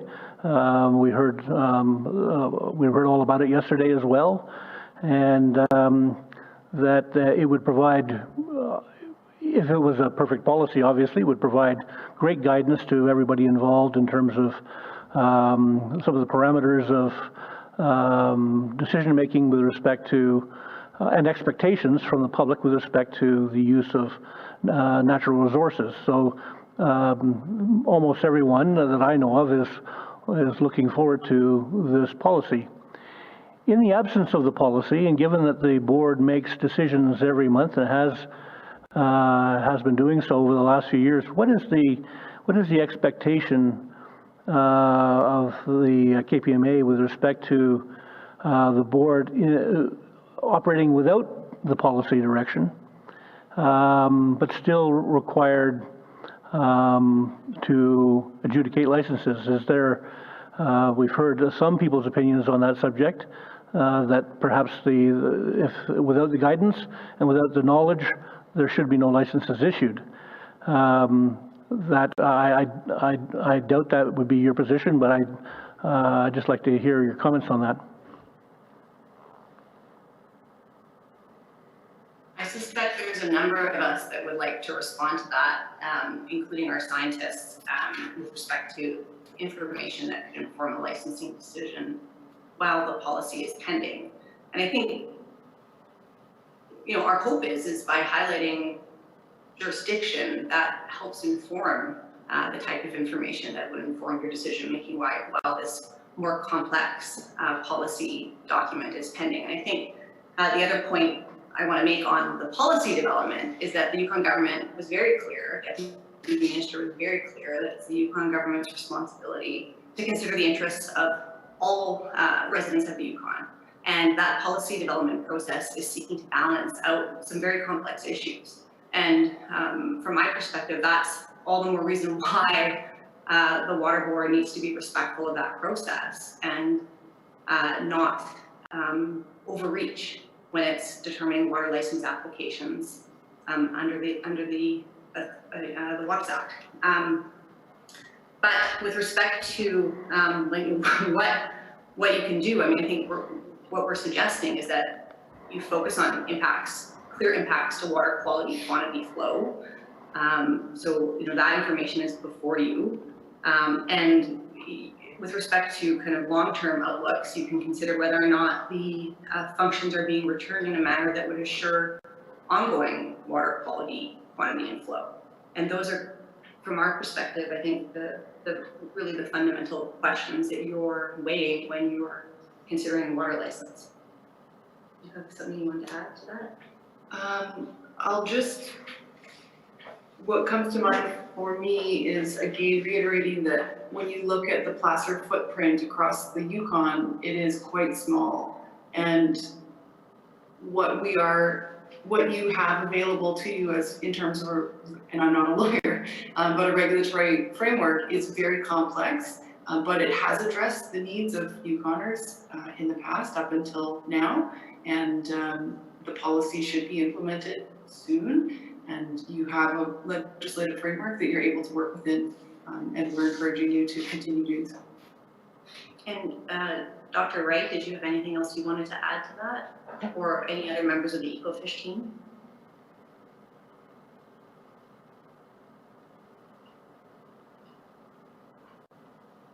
Sorry, it takes a while to get off mute and put on video.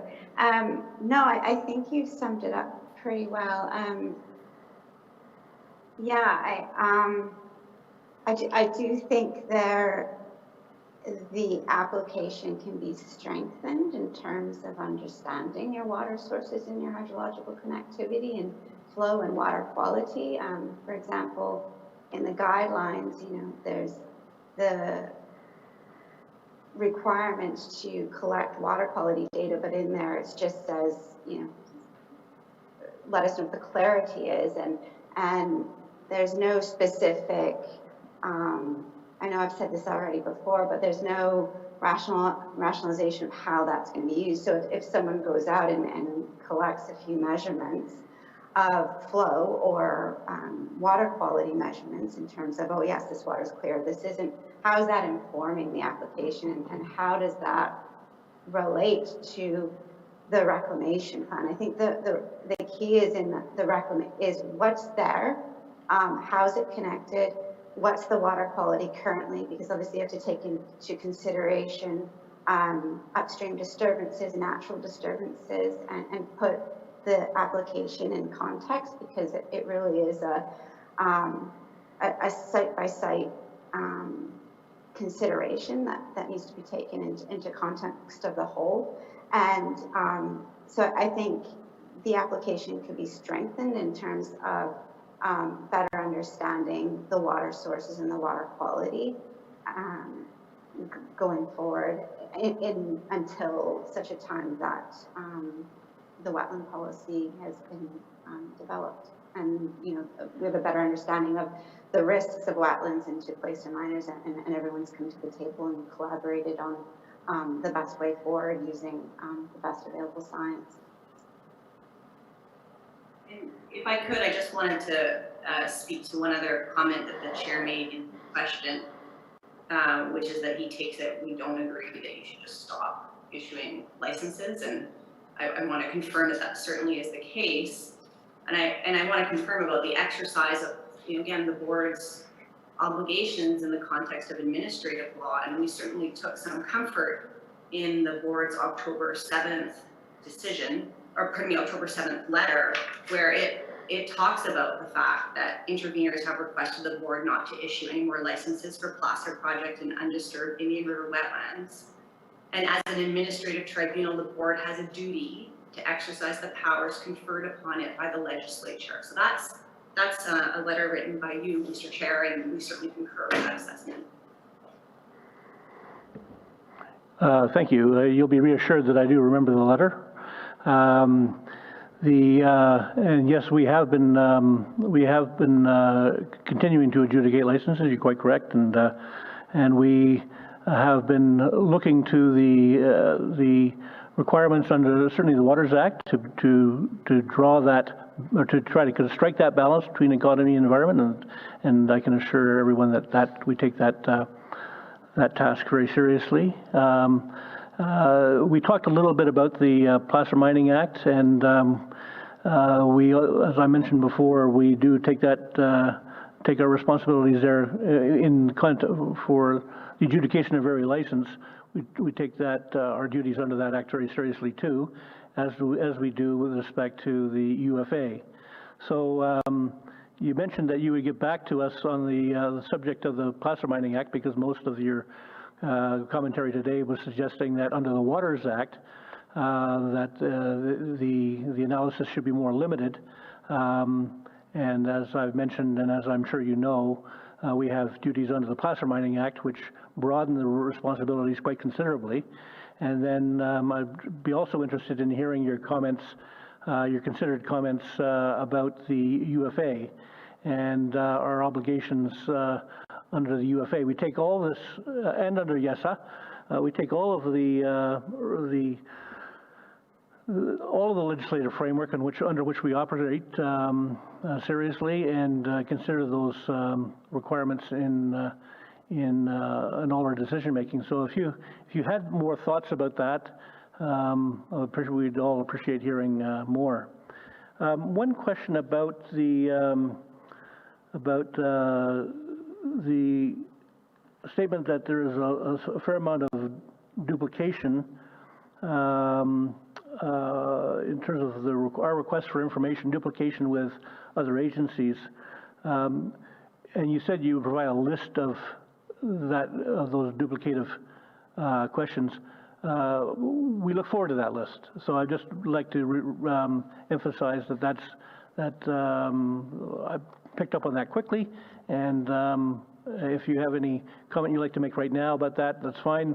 But if you, as you've indicated, that there is a list available, we'd love to see it. If I could just provide one additional comment in response to the first part of the chair's most recent comments and questions, and ask the question, if I may, because you've asked us now to provide submissions on the breadth and jurisdiction of this board under the Placer Mining Act, under the UFA, under YESA. That's a considerable broadening of this public interest hearing late in the process. So I think we'll have to take that under advisement as to whether or not that's even procedurally fair or appropriate at this hearing. The focus clearly has been on water licensing, and I have no doubt that all parties have prepared that perspective in mind. Again, based on the specific questions posed by the board specifically, which focus on water licensing. I did, in light of at least two questions now focused on the board's powers under the Placer Mining Act, I think I would appreciate, if possible, the board clarifying whether or not they're of the view that the draft guidelines apply under the Placer Mining Act, because I certainly have been under the understanding that they are presented as water licensing criteria, and I think it would be helpful to have that clarified. Certainly, if there's been any misapprehension that we've been seeking to clarify our fulsome responsibility, one of the reasons why we had a presentation from legal counsel yesterday was to explain exactly that. And we heard from other interveners who have made reference to our duties under the various pieces of legislation. We heard another intervener yesterday, for example, talk extensively about our duties under the UFA. We do have a complex array of legislative requirements that we have to meet in the water licensing process, and we meant to make reference to all of it. It's all relevant. And if you have any comments you'd like to make at some point about the full responsibilities, then that would be appreciated. I can tell you that we do understand the limitations of what the Waters Act requires, and we do quite often deliberative process, make it clear to ourselves whether or not we're acting under the Waters Act or the Placer Mining Act, or that we're responding to our requirements under the UFA. We do take all of those duties seriously. So that is a normal course of business. So anyway, not to belabor the point, I think we all understand what we're talking about, and look forward to hearing more from you on that subject. Any other questions from the board members?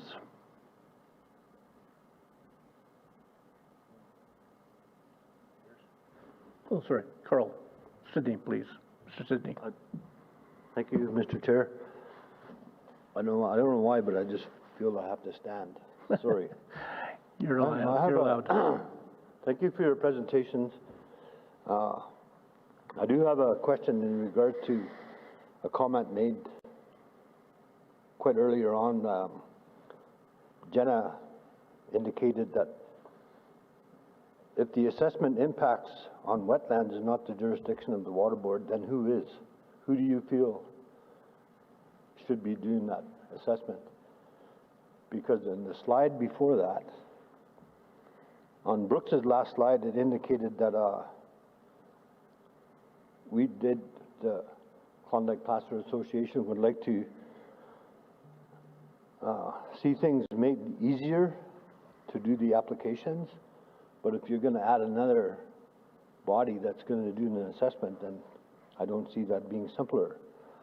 And my other comment is in regard to Mr. Jenkins' presentation, where he indicated some of the first few of the recommendations or conclusions. I think if those were done, I feel, when we do our reviews of the applications, if some of those recommendations or conclusions were exercised by the applicants, it would make the water board's job much easier. Thank you.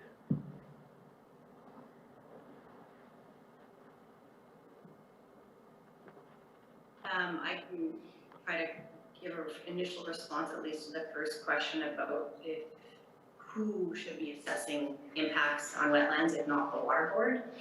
And certainly a critical piece in the regulatory process would be YESA, where all environmental impacts, including cumulative impacts, are thoroughly canvassed.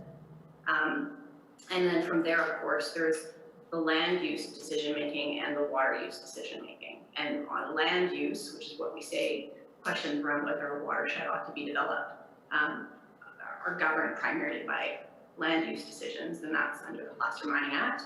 And then with whether or not water should be used or waste deposited in water, that's under the Waters Act. Certainly, you know, I think it's been repeated a number of times by a number of presenters that there's the evolution of law and policy that is really ongoing in this area in the Yukon. So it needs to be, you know, the modern process of decision making needs to be informed by government policy and land use planning. So it's multi-layered, and those would be the entities that the KPMA would point to as informing the decision.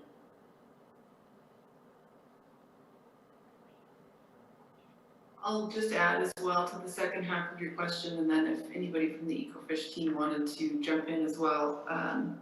We agree that if the recommendations made by EcoFish were implemented and approved by the board, then it would make the application process easier to adjudicate and simplify things. That's what we're hoping to see, is less duplication in deliverables and the simplification with clear accountability, so it makes everybody's jobs more efficient.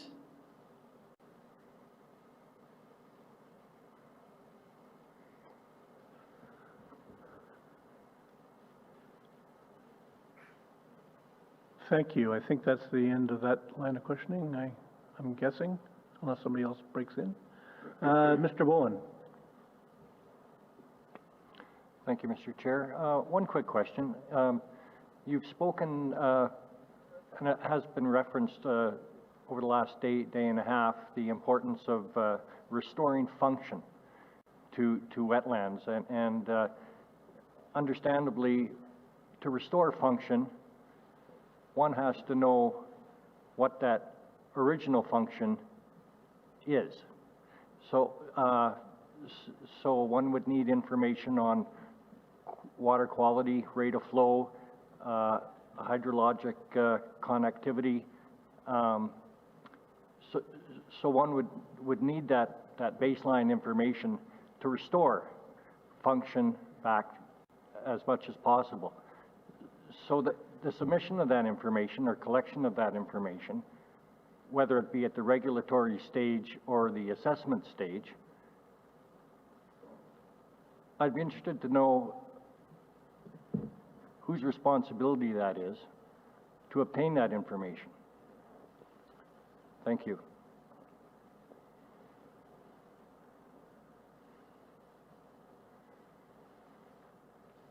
I think again, we might at least double team in response. So when it comes to, I think we're still focused on watersheds and licensing and approvals in watersheds. So we certainly say that there's the broad mapping that needs to be done is Yukon government responsibility. So I want to be clear on that position. With respect to specific site detail that would be required to support a decision on licensing or other permitting decisions, then that would be the responsibility of a project proponent. And I don't take the KPMA to be saying that project proponents don't have a responsibility here. I think the position is that there's a need to create a fair process that doesn't, isn't duplicative, excessively costly, and requiring information that's not properly part of the decision. Yeah, thank you. Considering EcoFish's recommendation 2.2 about a risk-based approach, which is similar to the fish habitat management system that KPMA was key in developing, along with conservation groups and industry and government, various governments, pardon me. That type of approach has worked in the past, and it's something that we believe there is opportunity here to gather some of that baseline information, but on a risk level. So if it's not going to be a bog or a fen, then these guidelines don't apply because you know that you're not working in a wetland until mapping can be done across the watershed, which we believe is the jurisdiction of government. And I think it's important to stress that risk matrix that EcoFish presented, and that it's not, this one size does not fit all in terms of decision making here and what's required of a proponent. It does need to be done on a case by case basis, and that's the nature of the licensing decision. Thank you both very much.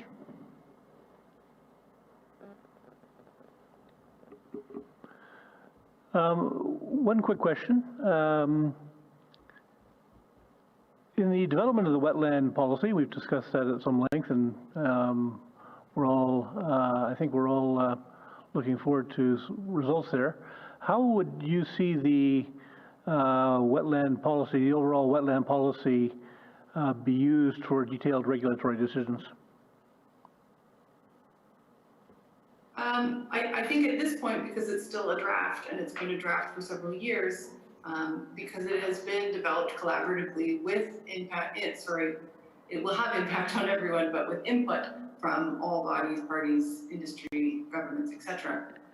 It will be used from a department by department basis, as far as I understand, and it's still in a draft form. So how it will be implemented will be on Yukon government, and my understanding from Tyler's presentation yesterday is that they encourage it to be adopted by non-YG bodies as well. Does that answer your question? Yeah, I interpret that as saying let's see what the policy says and see how well it can be implemented in individual regulatory decisions. I think the challenge for everybody, of course, is exactly that question, and broad policy guidelines implemented on a claim by claim or project by project basis is the challenge, that is the next challenge, and we're looking forward to seeing how that might be done. Yeah, and any comments you have on that would be helpful information. If I could just add 2 examples. And again, I think until we have the policy, it's impossible to know, the pathway to implementation. So first step is get the policy in place. But I tried to flag in my presentation that Executive Council has some decision-making power under the Waters Act. So, with the policy in hand, Executive Council could decide whether or not it wants to make amendments to the waters regulation. EMR also can make decisions about whether it wants to alter its approach to reclamation. They're all decisions that could flow possibly from a policy document. Thank you. Anyone else? If I may. Sorry. Go ahead. Add a couple of comments to the question, if I may. Go ahead. On water policy and how that affects licensing. I think there are some broad-based principles we would like to see. And the first one, on water policy, would not be defining wetlands only priority in a very significant and important resource. It requires a policy for managing licensing. But gold resource is very important as well, and the placer mine is. So there needs to be balance between any policy needs to reflect that balance and the relative importance. That's point one. Sorry, can I interrupt you just quickly? You're cutting in and out, and so I'm not sure the reason for that. You were very clear before. For some reason, I couldn't quite catch your point, and I want to be able to do that. Maybe you give it another shot. Yeah, well, I'll try again. So with respect to a wetland policy, one of the first things we'd like to see is balance. It's not just about wetlands. It's about wetlands and wetland function and their importance in conservation of function, but it's also about another resource, which is the gold resource, which has value, and the placer miners, that goes back a century or more, and needs to be recognized as an important participant, and resource use of both needs to be balanced. So that's point one. Point two is, and I think you alluded to it, Mr. Chair, is from a licensing perspective, to be focused on project by project, because every project is different in scale, nature, and extent of effects on water, quantity of water quality. And with respect to wetlands, with respect to the size of the footprint of wetlands. But a water policy, I think, should also be defining policies not on a wetland by wetland basis, but on a watershed by watershed basis. And yes, it takes appropriate care of wetland function and potential impacts and risks during the ESSA process. And to the earlier question, significant amounts of information are compiled and utilized by specialists, wetland specialists and biologists in the Yukon government, who assess that data to come up with their opinions on impacts. What we're saying is the water board doesn't have those qualified professionals in wetland science, and therefore should not be repeating that process of assessing wetland function and impacts. We focus exclusively on the quantity of water, quality of water. And to put it into context, think of wetlands as a black box in your licensing process. The description of the black box and knowing what's in the black box defined in the essay. Licensing by the board should be focusing on the metrics, water quantity, water quality. So it's the outlet from the water, the wetland, outlet from the black box that licensing should focus on. And if there are substantial changes, quote unquote, in the regs to water quantity or water quality, then that may require certain provisions in the license. But that's your focus, because licensing. Amount of water, the quality of water, and it's easily measured, it can be done in the field by classroom. Recorded on the course. Thank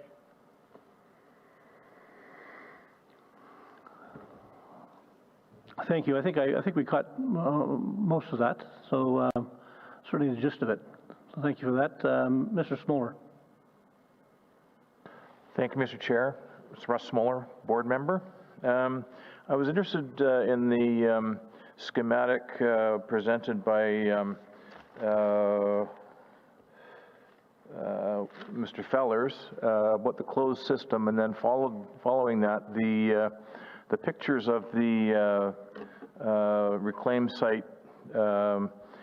And I was reflecting back on the interim policy that's being put in place that talks about various percentages to be protected or not mined in certain areas. And we were reminded yesterday by Mr. Powell from EMR that those would be measured by claim block. So I'm wondering about once, what are your comments with respect to protection post-reclamation in those mined areas, and then the areas that are percentages that are not going to be mined? How will that be protected after reclamation?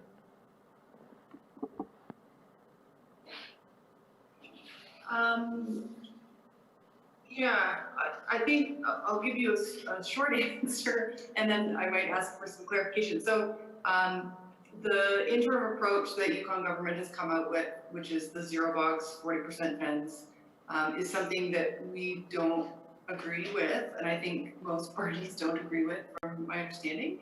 And that's part of why we've looked at something to be proactive and go forward so everybody has a system that we can use, which is a risk-based approach.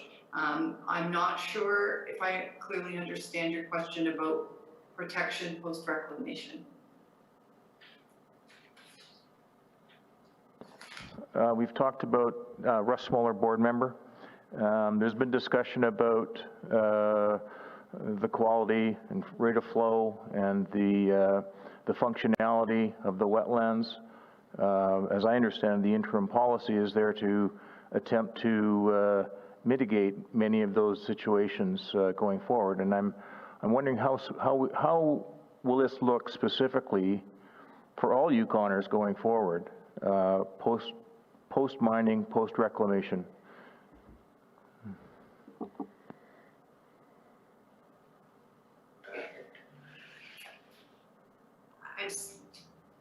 I'm still not sure we're appreciating the question, so certainly let me know if this is non-responsive.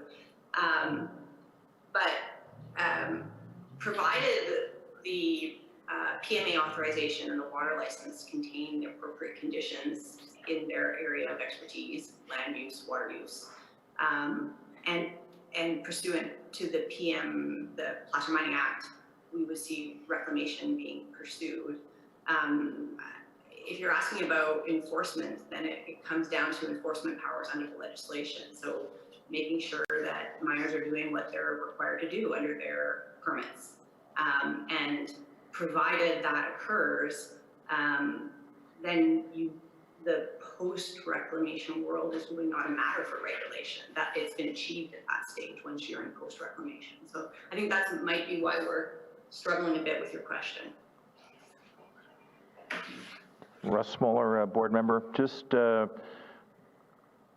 perhaps in the perhaps it's more close to the fact that the placer claims will still be valid going forward, even though the properties may be mined out or mined and reclaimed. And in that case, there's still a percentage of mineable property on those active claims.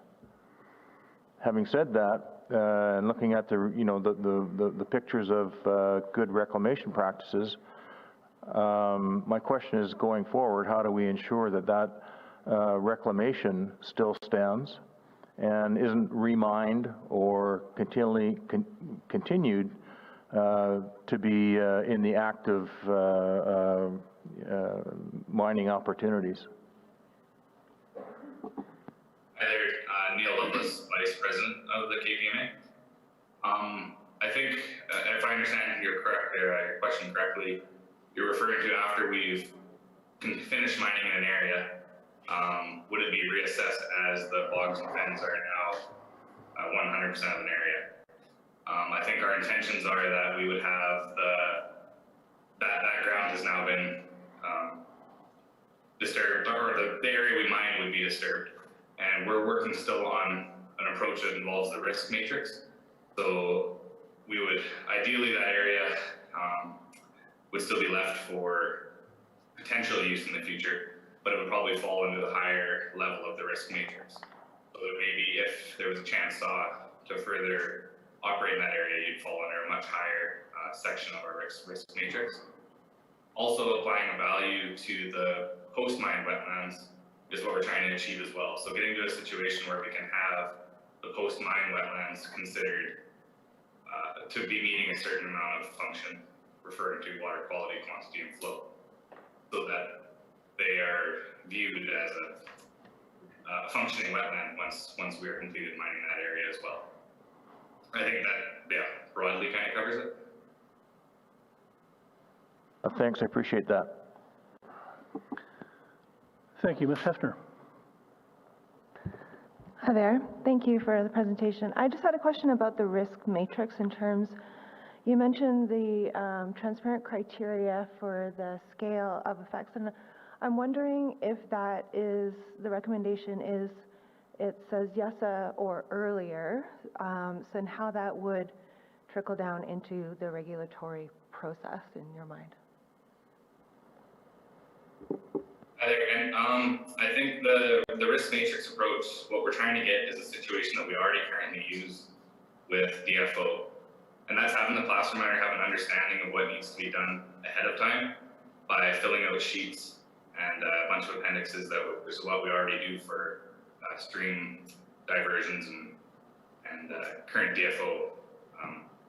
So the idea would be to find something that falls under that sort of circumstances. So basically, allowing the placer miner to know ahead of time what category he falls under and where and what he would need to be required to do. And that would be before he assesses. So all those sheets and all that understanding would be before you've applied your application, so that the miner has a better understanding ahead of time. It also relies on the watershed being mapped, or ground truth prior. Nicole, perhaps you want to add in onto this? You guys are doing a great job. Yeah, no, the risk matrix, it's just giving a balance between a sustainable minor placer industry and as well as protecting and conserving wetland functions. And so what it'll do is it needs to be a collaborative process in terms of how it's implemented, but we can see from the DFO process that it's possible. And what it does is it just says, okay, well, what are those wetlands that are less likely to be reclaimed, right? That they're more sensitive, and what are those functions? And can we still, so those wetlands that will require a bit more work will have a greater amount of reclamation needed, but you can still restore a lot of the function with reclamation. So it just provides the placer miner with just, before they go into the whole process of understanding the cost related to actually mining an area with the different wetlands on there.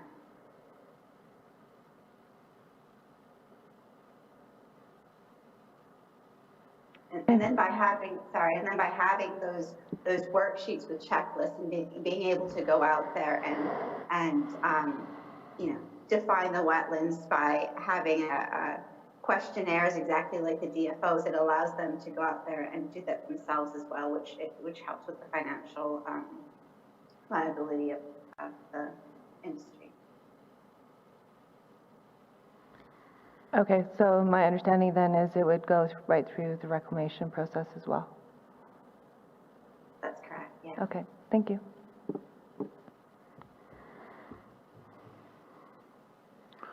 Okay, well, we're right on time, and thank you, everyone, for first of all, for KPMA and all the representatives for their presentation and their care in answering questions. Much appreciated. There's a bit of follow-up that we'll have to watch for. Again, thanks to you all. And at this point, we'll take a 15-minute break. Thank you again.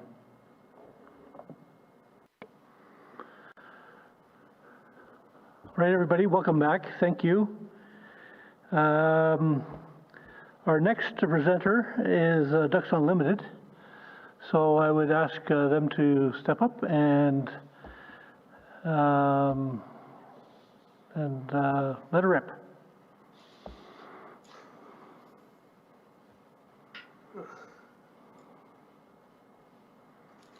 All right, thanks, Mr. Chairperson. I trust that you guys can all see my slides and hear me. We can. Excellent, thanks. Good morning, everybody. Thank you for the opportunity to present today. My name is Jamie Kenyon. I am the Yukon manager for Ducks Unlimited Canada, based here in Whitehorse. I've been working for Ducks Unlimited in Yukon for a little over 13 years now, and have done been involved in a number of projects on wetlands and waterfowl in the territory. I am joined today by Dr. Pascal Badiou. He is with Ducks Unlimited Canada's Institute for Wetlands and Waterfowl Research, and he has over 15 years experience in wetlands and carbon cycling and the impacts of disturbance on carbon stocks. Our presentation today, my slides aren't moving forward here for some reason. There we go. Our presentation today will hopefully answer some of the questions not only that the board put out prior to the hearing, but as well as some of the questions we heard from board members yesterday during some of the other presentations. Our plan for today will be, I'll provide a bit of an introduction on who Ducks Unlimited is for those of you who are unfamiliar with us, as well as sort of why we're looking at this issue and what we've done in the past.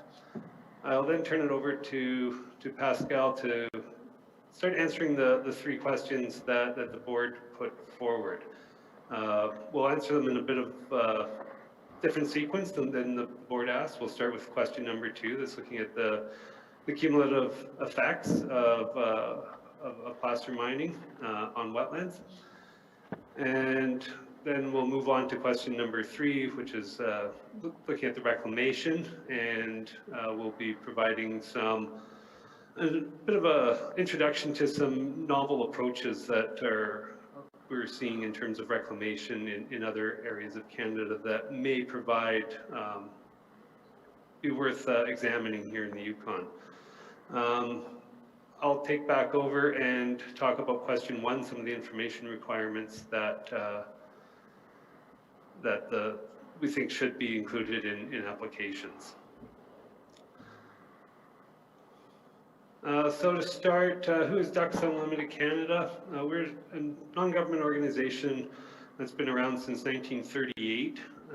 We conserve, restore, and manage wetlands to benefit waterfowl, wildlife, and people, with a goal of ensuring abundant wetlands and waterfowl for generations to come, while also improving Canadian lives. And one of the main underpinnings of our work is that we are a science-based organization. We use whatever available science there is to guide our decisions, to guide our actions, and you'll see how we've incorporated science into our presentation today. With respect to our work in the Yukon, we've been around since the 1980s. Some of our earlier work, we involved helping start up Swan Haven in partnership with a number of other groups. Since the 90s, we've been providing that science knowledge to things such as land use planning processes, protected area management plans, policy development, and processes such as what we're doing here today. A lot of our work is done in partnership with government, with First Nation governments, with potentially academia, other NGOs, as well as industry, including a project that we've worked on with the KPMA in the past. And we do all this while working towards a balance between the protection of wetlands, the conservation of wetlands, and maintaining those wetland benefits where development occurs in wetlands. So we are focused on trying to find a way to maintain what we have while still allowing industry to occur. And that brings us to the placer mining and the impacts placer mining has to wetlands.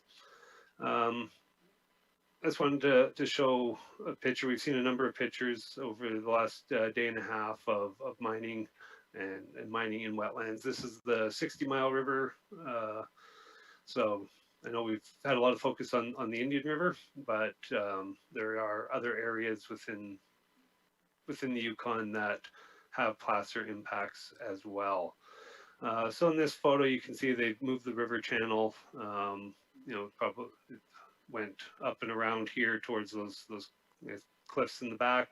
And you can see a wetland here in the near ground that has been dissected or bisected by this new river channel and the remnants of a wetland that is now isolated from what was presumably one continuous wetland before. You can also see a wetland that's coming down the side here with either the removal or piling up of soils on top of it here. So we can see that, you know, in numerous places under, you know, in the process of mining, a number of wetlands, or yeah, a number of wetlands in this case have been some amount of impact to them. And just to kind of go over what we're seeing as some of these impacts are changes to hydrology, so that cutting that wetland in half, you know, may alter the hydrology. We'll get into a bit and further on about impacts to permafrost as well. So the water isn't going to be flowing in the same manner to the same places, and we see that as an impact. Well, we don't see it necessarily in this photo. You know, we've talked a lot about the conversion of a bog or a fen or a swamp to usually a shallow open water wetland type, and that has impacts on the type of wetland benefits that will be provided. We also see an overall loss of wetlands, and some of those photos that we've seen, a lot of the ones, for example, in the KPMA's presentation this morning, you know, they do show a wetland that has been reclaimed, but they also show a lot of upland that in many instances wasn't there before. So you do have less wetland on the ground than what was there prior to mining occurring. And all of this adds up to a loss of wetland benefits to people. The change in wetlands, the loss, and as well as the changes to hydrology that impacts wetlands that aren't necessarily being mined at the time. I also just wanted to touch a bit about our experience. You know, we've heard a bit, and Deputy Minister Bailey mentioned yesterday that we were doing some wetland mapping. So that project, we are mapping the entire Dawson Regional Land Use Planning area for wetlands. That is a project that not only has funding from Yukon government as well as Environment and Climate Change Canada, but we're also a partner on that with the Klondike Wetlands. So that project is underway. We hope to have it completed with wetlands identified to the 5 major classes probably early in 2021.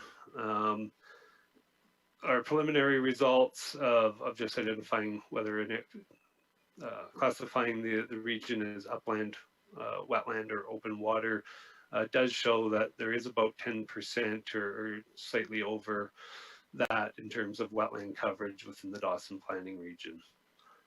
We've also, I mentioned that the project we worked on with the KPMA a number of years ago.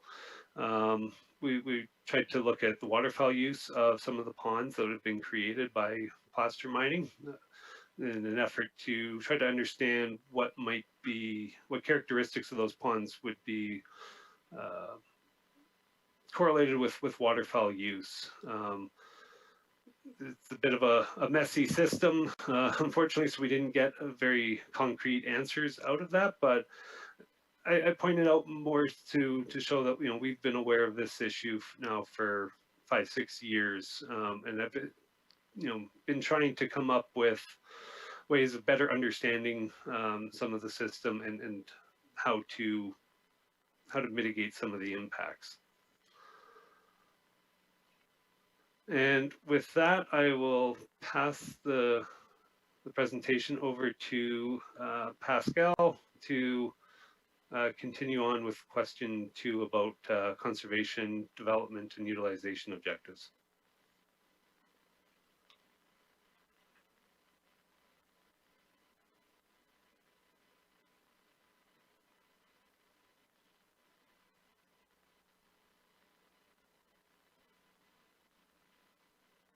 Okay, just trying to find my screen to share here. There we go.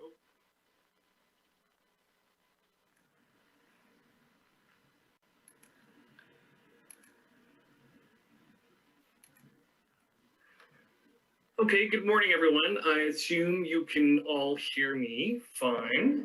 We can. I want to start off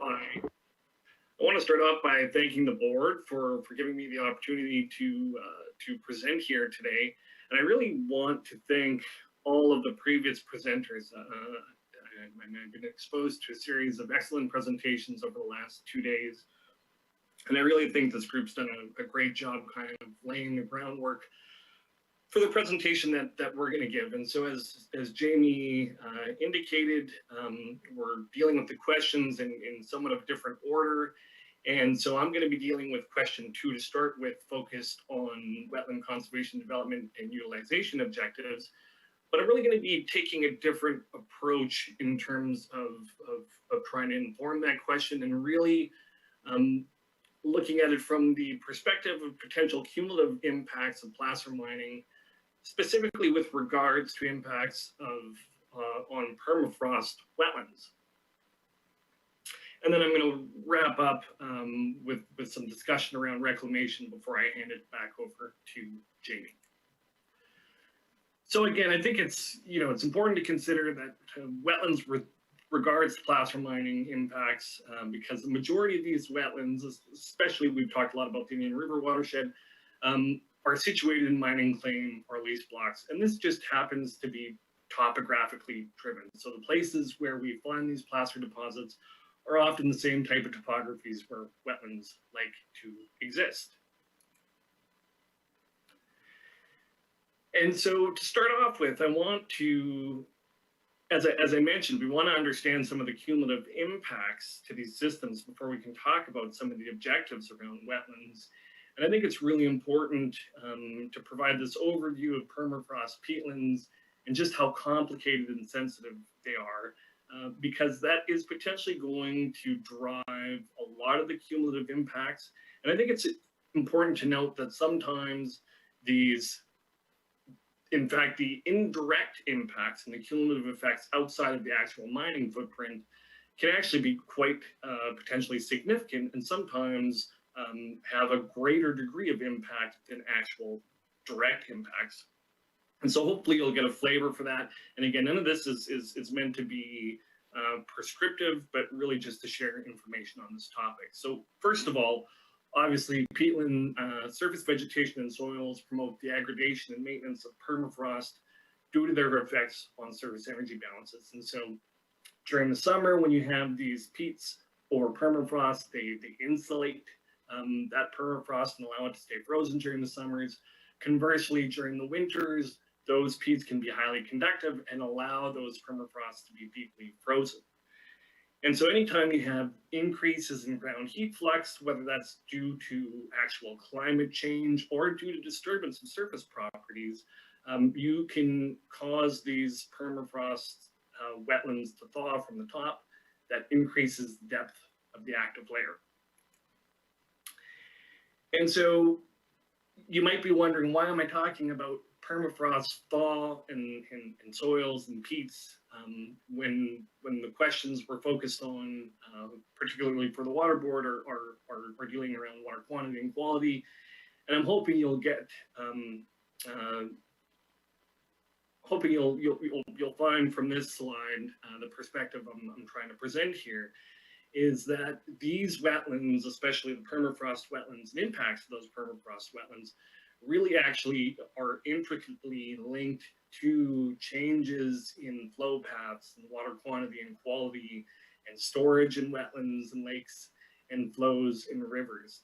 Not only are they interrelated with water quality and water quantity, but they're also linked to greenhouse gas fluxes and changes in carbon stocks, which can then actually be re-amplified through this system when those permafrost wetlands are impacted.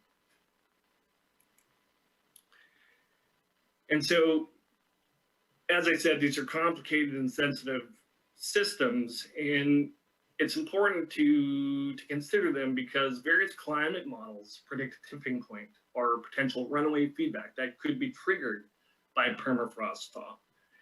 It's often referred to as a permafrost carbon feedback. And really what this model does is it accounts for additional heat that's produced by microbial respiration during the decomposition of organic matter that then potentially produces a rate-dependent tipping point if air temperatures increase fast enough. And so again, obviously impacts associated with physical disturbance of permafrost, whether it's through placer mining or other industrial activities, can potentially speed up this process. And so this is just an example of that model.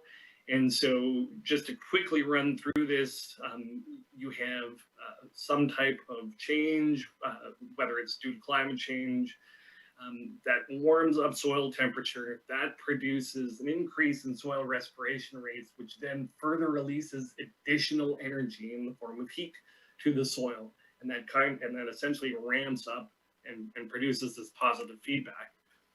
And then you can add in other activities such as minor placer mining activities and anthropogenic activities that can both increase soil temperatures by removing some of the overlying layers, but also potentially directly influence soil respiration because now these previously unexposed layers of organic matter that were potentially isolated from oxygen are now exposed to oxygen-rich environments where mineralization and soil respiration can occur more quickly.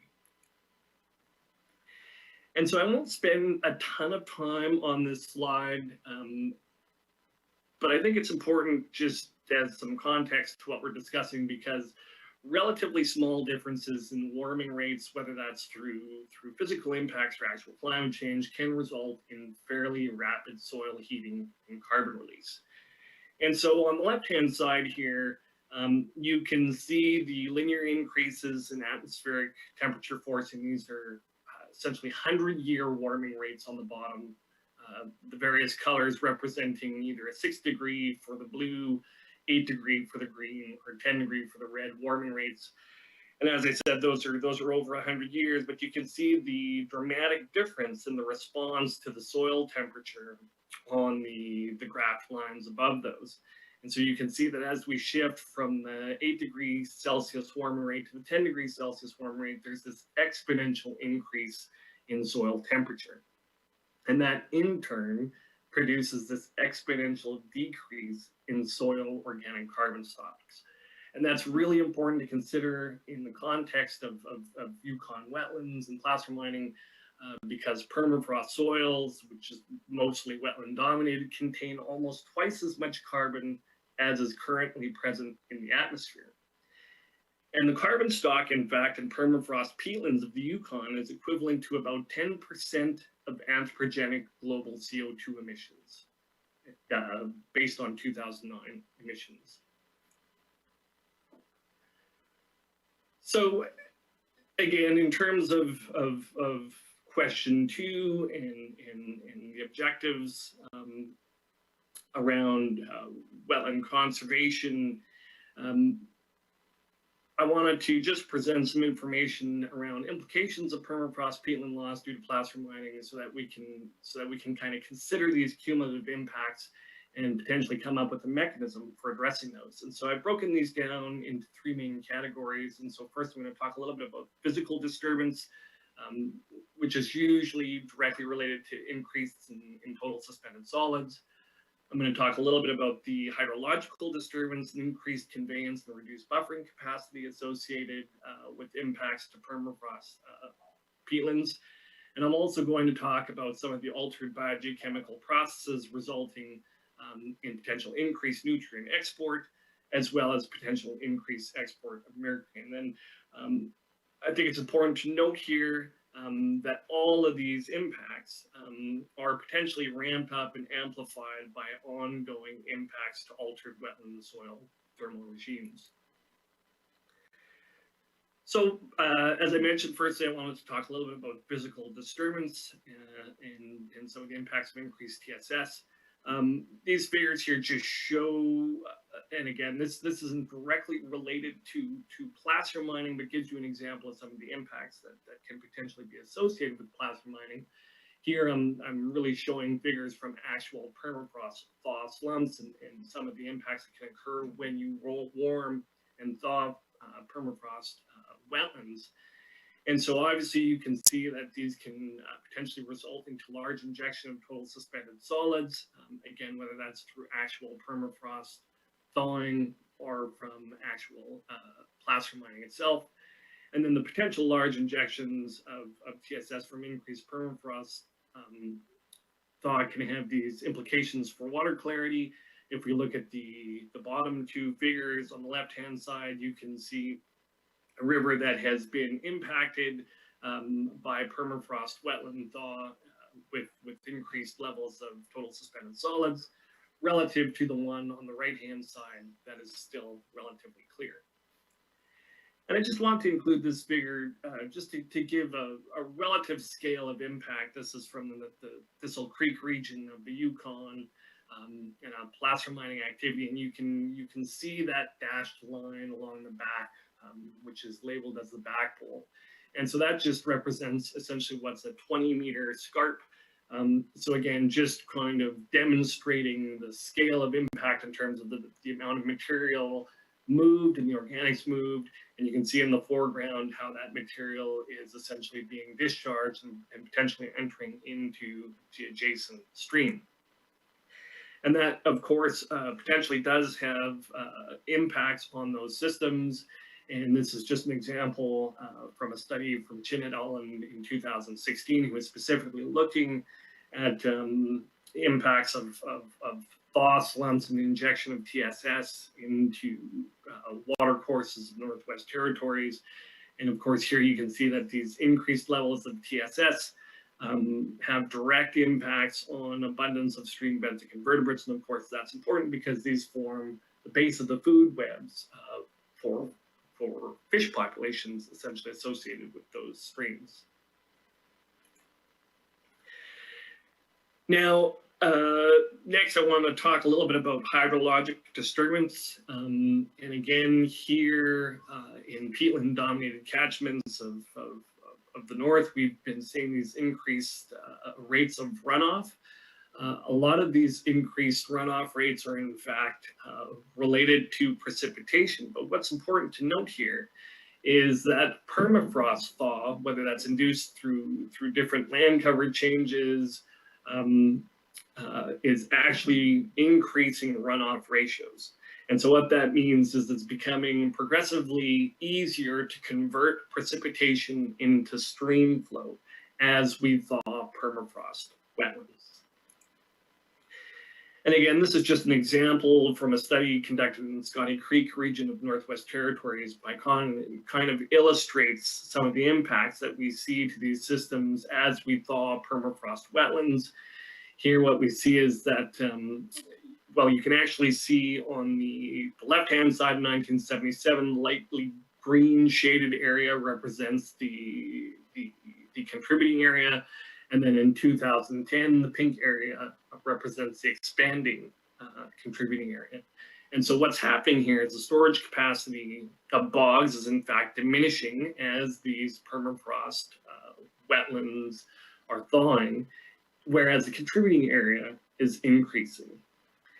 And in fact, this decrease in permafrost cover is causing a disproportionately larger increase in contributing area. So even though the permafrost area only decreased by 7% in this context, the contributing area actually increased by 10%. Now, as I mentioned, in addition to kind of the direct physical impacts and increases in TSS and hydrologic changes, we also have potential impacts associated with thawing of permafrost peatlands and impacts to permafrost peatlands through placer mining via these altered biogeochemical pathways. And so again, here, this is just an example of some research conducted, I believe, in the Northwest Territories by Reyes and Lougheed, looking specifically, this is in fact a lab experiment where they're looking at nutrient release rates from thawing permafrost, and found that permafrost wetland soils, as they're being thawed, tended to immediately release more nutrients than active layers under warming conditions.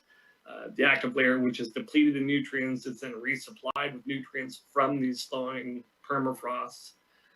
And in combination with increasing surface connectivity, therefore, and increased runoff, this can potentially deliver additional nutrients to downstream receiving waters. What's important to note about this study is that they were only looking at release rates over 24-hour periods. And so, in fact, the nutrient release rates from these soils would likely be significantly higher because those periods of thawing would occur for longer time frames. And then I wanted to touch a little bit on the fact that obviously permafrost wetlands are actually quite important reservoirs for mercury. And that as these systems change and thaw, that there are potential new introductions of mercury into downstream environments. And so again, this is just highlighting some work from St. Pierre that was published in 2018, looking at fluvial concentrations of total mercury and methyl mercury downstream of thaw slumps in the Peel Plateau. And what they found in these circumstances is that mercury concentrations were 2 orders of magnitude higher downstream of thaw slumps, such as where we're seeing increased rates of permafrost wetland thaw relative to upstream areas. And that these actually produce some of the highest mercury concentrations measured in uncontaminated sites. And additionally, methyl mercury concentrations, which are usually the mercury component that we're most concerned with, can actually be quite elevated at sites downstream of these thaw slumps, where debris tongues and dam streams tend to form these reservoirs where microbial mercury methylation is likely enhanced. And so in fact, some work from Schaefer in 2020 kind of carried this out a little further, specifically looking at the impacts of permafrost wetland thaw and implications specifically on the Yukon River, and found that as we're warming these systems and potentially introducing more mercury, that this could have some fairly negative consequences in terms of mercury concentrations within those rivers and potential implications as well for fisheries. So coming back to question 2 in the objectives around wetland conservation, development, and utilization, firstly, the sensitive nature and unpredictability of how permafrost wetlands respond to interactions between climate change and disturbance requires use of the precautionary principle to manage these unknown risks. And so a no net loss of wetland function should be the overall objective. That's obviously going to require some investment and some investigation of peatland reclamation. And I will come to this a little later on. And additionally, shallow open water, marsh and isolated bog wetlands should be avoided. This seems like fairly low hanging fruit because these really only represent a total of about 6.5% of the wetland area within claim blocks. Shallow open waters and marshes are usually the most crucial in terms of waterfowl habitat, and we've heard a lot about their importance in terms of biodiversity. And then on the other hand, you have bogs that can be very sensitive to any form of hydrologic change and are quite important reservoirs for carbon, and as well are usually, while their diversity can sometimes be low, they're usually home to some of the rarer species. And so I'm going to tackle now question 3, what wetland reclamation objectives should be considered during the water licensing process. Again, these aren't meant necessarily to be kind of prescriptive, but our recommendations and suggestions that, again, I think, of course, as an organization, Ducks Limited is happy to explore with stakeholders. And so, again, we've heard this fairly consistently over the last 2 days, that most reclamation efforts are based on passive techniques and likely do not fully recapture all wetland benefits, particularly when converting to a different wetland type. But what is important going forward when considering and implementing these passive reclamation technologies and trying to get back to some form of whether it is marsh habitat or shallow open water habitat is that substrate is essentially the key component for these reclamation processes and their success, and that the substrate composition being used in these reclamation processes requires further evaluation. Furthermore, we have recommendations around open water and marsh characteristics, and we've provided some of these in an adaptive management framework for testing the efficacy of these practices, and they really focus around 4 core concepts, the first being physical design and basin topography, the second being plant communities and habitat structure, thirdly, the hydrologic design, and lastly, the inclusion of wildlife features. And I believe if you're interested, Jamie can share that document, likely with the group. Now, as I said, as we're thinking about reclamation and some of the impacts to wetlands and the fact that some wetlands are changing forms, I think it's important that we give some consideration to the potential application of peatland reclamation techniques that have been successful in other regions of Canada and the world to hopefully be tested and potentially implemented in the Yukon to help minimize impacts of disturbance on permafrost wetlands. And so I think it's important to explore that. And adding these peatland reclamation techniques could potentially facilitate achieving a no net loss of wetland function by better maintaining the original complement of wetland benefits provided on the landscape. And so to finish off with, I just want to quickly discuss some of these.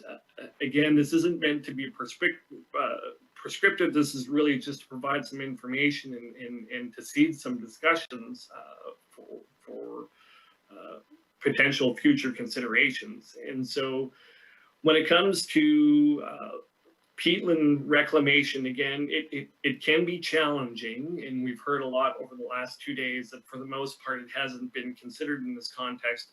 But there are industries within Canada, specifically the peat and sphagnum mining industry, that actively undertakes peatland reclamation and is in fact quite heavily invested in the research of peatland reclamation.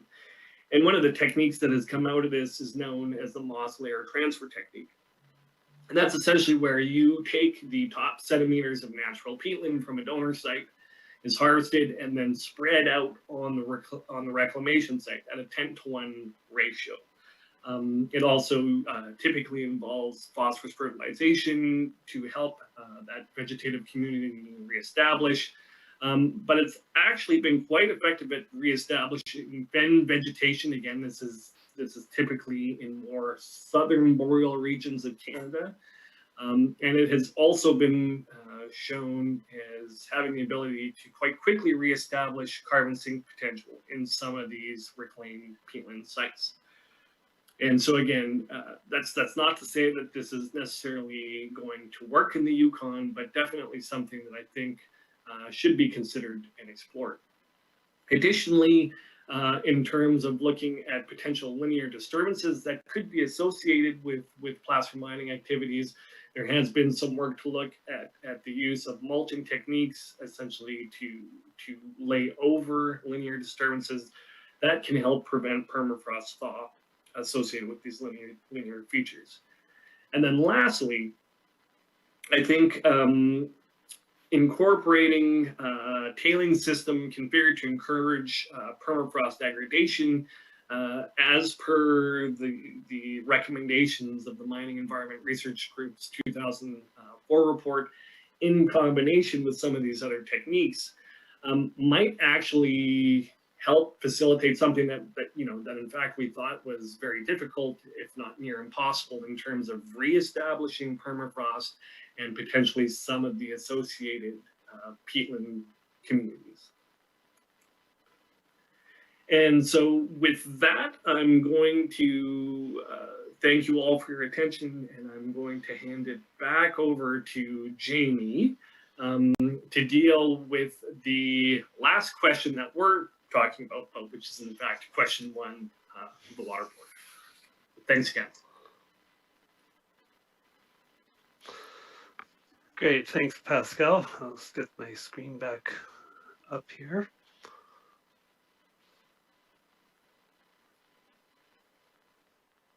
There we go. Great. So, yeah, I think the questions or the information needs that we're going to present are quite similar to a number of the information needs that were presented yesterday. The first one is, we do believe that there needs to be some good mapping within the catchment of an application. So not just on the claim block itself, but within the catchment, all the wetlands that flow into the claim block and the wetlands that flow out or would be impacted by any kind of placer mining activity. And we need to know what's there, what type of wetlands, how much wetlands, as well as start getting a better understanding of that interconnectedness of wetlands, which would then allow us to assess the hydrological impact. Similarly, one of the things that hasn't been done would be some more permafrost mapping within the catchment. Sort of if wherever you're mapping the wetlands, let's get a better understanding of the permafrost that is there. And this goes to a lot of the what Pascal just presented in terms of those feedback cycles of as the permafrost is degraded, as hydrology changes, the permafrost is degraded, and as the permafrost is degraded, the hydrology changes. With the carbon stocks and the role that these peatlands play in with respect to carbon storage and climate change, a measure of the peat depth. How deep is that organic layer? We can start getting a better estimate of the likelihood of release of carbon that occurs then. We have a map, we know where the wetlands are, we can estimate that carbon. We can then measure that benefit or that change to that benefit that would occur. Many people have already mentioned that the reclamation plan should be put in as part of a water license application. One thing that I think that we'd like to see in that would be the time frame for reclamation to occur. And I guess even more specific would be from the time that the mining activity starts in a wetland, to the point where reclamation is complete. How long is that going to take? Because when there's, say, a mining cut there, obviously there's no wetland, so you're going to have some period of time that all those wetland benefits will be lost because it's not a wetland. And finally, the other thing that we suggest is as part of the reclamation plan that it's also the costs of that reclamation. So, we saw some rough estimates yesterday by Dr. Foote. But something along those lines, how much will it cost to do reclamation? And that allows a really good assessment of the feasibility and whether or not the plan is going to be realistic in terms of achieving the goals of trying to get as much wetland benefit back onto the system.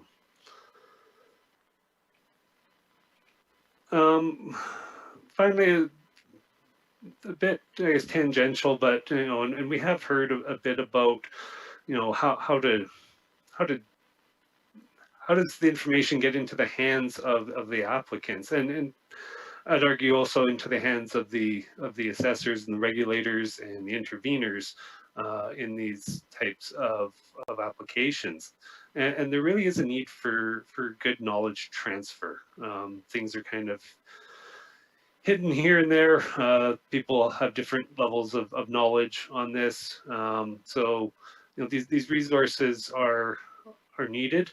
Part of this is we actually need something to provide people. The research needs to be increased. We've heard that numerous times, and with the reclamation techniques that Pascal mentioned, obviously those are completely untested in the Yukon, and if there is a desire to test those, we need that research.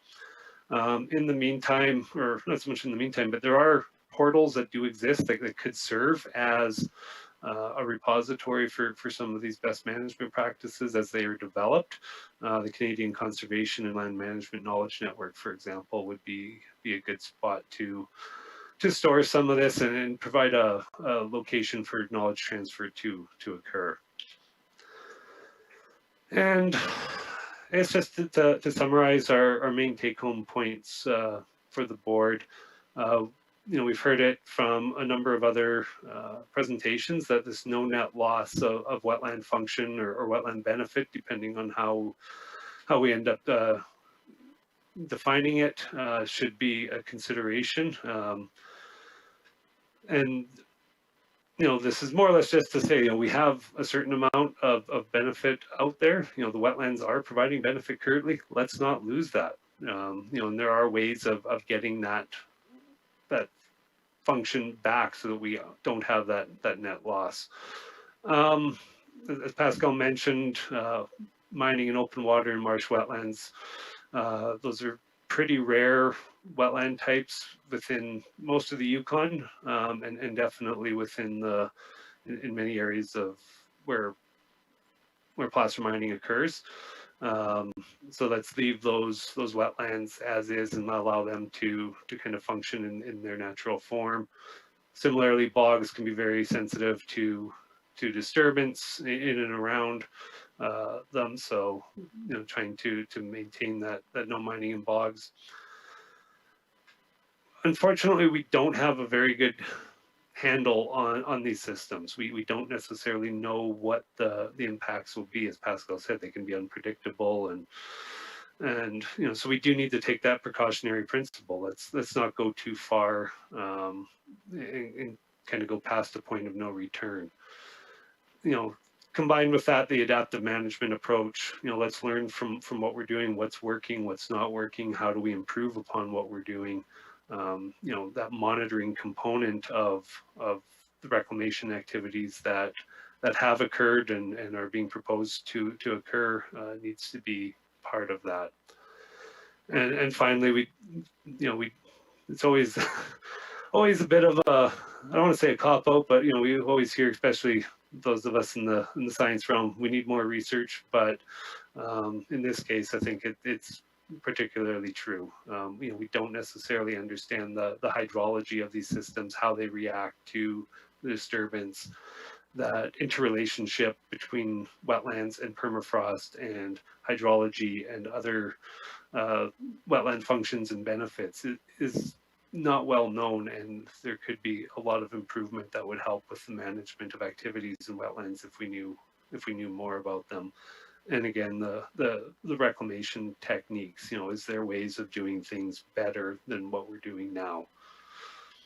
So with that, again, thank you to the board for the opportunity to present, and we are happy to answer any questions you guys may have.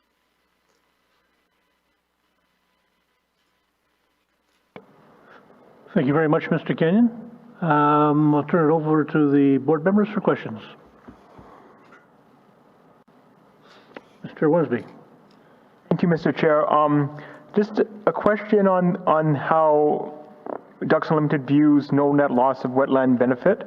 One thing we heard in the evidence that came across in the evidence from the KPMA this morning is this notion that placer miners, when they're out there doing their regular work, they're creating these marshes, they're creating these open water wetlands, and so that seems to me, at least arguably, that there's at least an argument to be made that is increasing the net benefit of wetlands. I just kind of wanted to get some sense on how that plays into this no net loss of wetlands when they may be changing from something like a swamp type wetland to this open water marsh type wetlands, as Ducks Unlimited would view that. Thanks.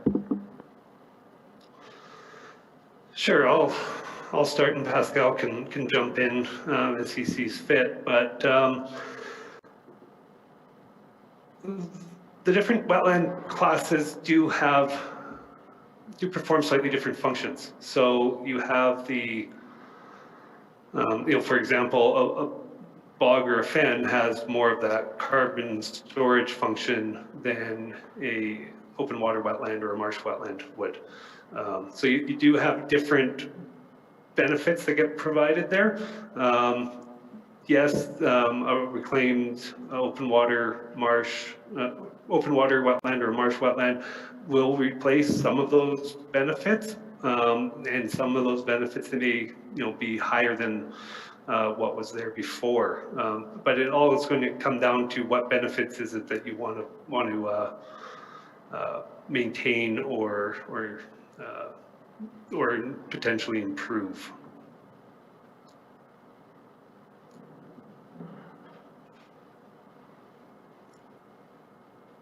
I'll just quickly add to what Jamie said, and so when you have the conversion of a wetland type, specifically a peatland, a permafrost peatland, to an open marsh, shallow open water area, you potentially have indirect effects off that wetland site. So you might actually be further degrading surrounding peatlands without really knowing it.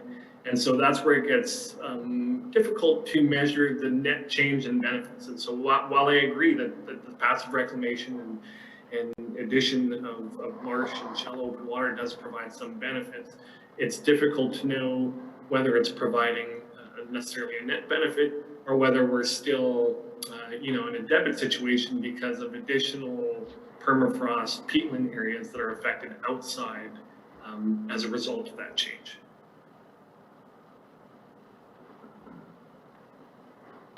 Thank you. Mr. Bowen. Thank you, Mr. Chair. I'm wondering how you might recommend the mapping of permafrost and by whom would conduct that mapping. I understand that this would require quite an extensive subsurface investigation of soil sampling with a description of ice type, sediment, and other parameters. So again, to my original question, how would you recommend this mapping of permafrost be conducted, let's say on a site-specific basis, and who would be responsible for that mapping. Thank you.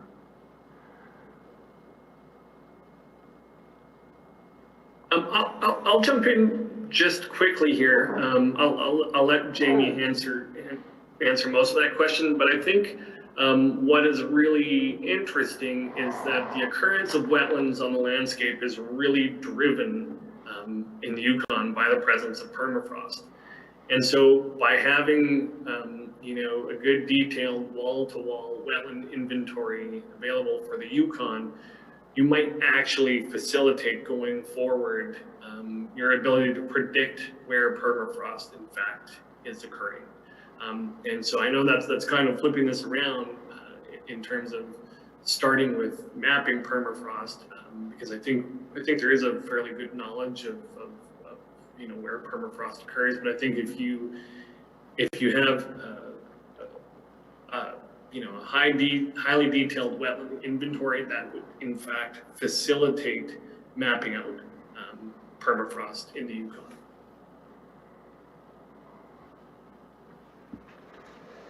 Yeah, this is Jamie. Yeah, unfortunately, I don't know a lot about permafrost mapping, so I'm not sure exactly what that would entail. Yeah, well, I think that there are some cues that can be helpful, like the wetlands. I think there's some research going into remote sensing methodologies to try to map wetland or to map permafrost. I'm not sure how successful those are yet. And in terms of who should do it, and this question's obviously come up with the wetland mapping as well. I'm not sure that we necessarily have a preference. I think there's pros and cons for whether it's the proponent or government to do it. Obviously, with government, there's going to be efficiencies of scale, as well as that information is going to be able to be used in a number of other processes, such as land use planning, research into other wildlife or other issues, land management or land use decision making. So there is that. There's some very good reasons why it should be government who does it, but I'm not sure we necessarily have a position on that. Thanks. Thank you very much. Thank you. Other questions? One quick question, Mr. Kenyon. If one's intention was to protect bogs, to avoid mining in bogs, do you have any thoughts about buffer zones around bogs? What would it take to protect a bog? What information should be known, like the hydrology of the area, whatever? What information should be known in order to protect a bog, if that was one's intention? Maybe I'll let Pascal answer this. I know he's looked at this a little bit. Yeah, so that is challenging. I think all of these questions, this is kind of becomes a circular argument, could be informed by, again, coming back to inventories and monitoring, help address some of those, because of course, if you don't have a baseline to measure against, it becomes pretty difficult. In terms of bogs, because they are so interconnected with the surrounding landscape, just arbitrarily picking and choosing a buffer distance could be problematic without having site-specific information. One of the kind of recommendations I have seen historically for wetlands of concern or priority wetlands is to apply a 30-meter buffer and then start from there. But again, without having some baseline monitoring to in fact go in and quantify what type of buffer distance might influence the hydrology of those systems, it becomes quite challenging. I do think that a buffer around bogs to protect them is in order. And I think you could potentially inform that by looking at some of the places that have been previously mined in and around or near bog systems. And it probably wouldn't require a huge effort, because monitoring, water level changes in those systems now with remote data collection can be streamlined quite easily. Thank you. Mr. Wormsley? Thanks. Just one quick thing, and it's probably, not something I'd expect right now, but would it be possible to get some information on where reclamation of peatlands has taken place, some documents or research or whatever? Just because it's the first I've heard about peatlands being reclamationable on a reasonable time scale. I think it would be something that would be useful for the board and our technical support to have a little bit more information on that, because it's a bit of, it just seemed to be a bit of something that's a little bit more of a novel approach to those areas being reclaimable. Thank you. Sure. Yeah, I can arrange to share those documents with Jamie. In fact, I think we're quite lucky. We have probably some of the best peatland reclamation experts in the world housed here in Canada. Now, again, with the caveat being that most of those reclamation projects have occurred in southern boreal landscapes, not northern landscapes. And so looking at how those might need to be tweaked and adjusted and applied in northern settings would be important. Are you guys still able to hear me fine? Or am I cutting in and out? We can hear you fine. Okay, perfect. Great. Yeah, well, this is Jamie. We'll include some information on that in our written submission. Thank you. Other questions? Well, it appears not. So thank you very much, Mr. Kenyon and Mr. Badiou. I think I got your name right. Much appreciated for your presentation. And this now brings us to noon, or lunchtime on today. So I believe the schedule has us breaking until 1:45, at which time we will entertain the presentation from the First Nation of National Done. So thanks to Ducks Unlimited, and we will take a break and see people after lunch. Thank you.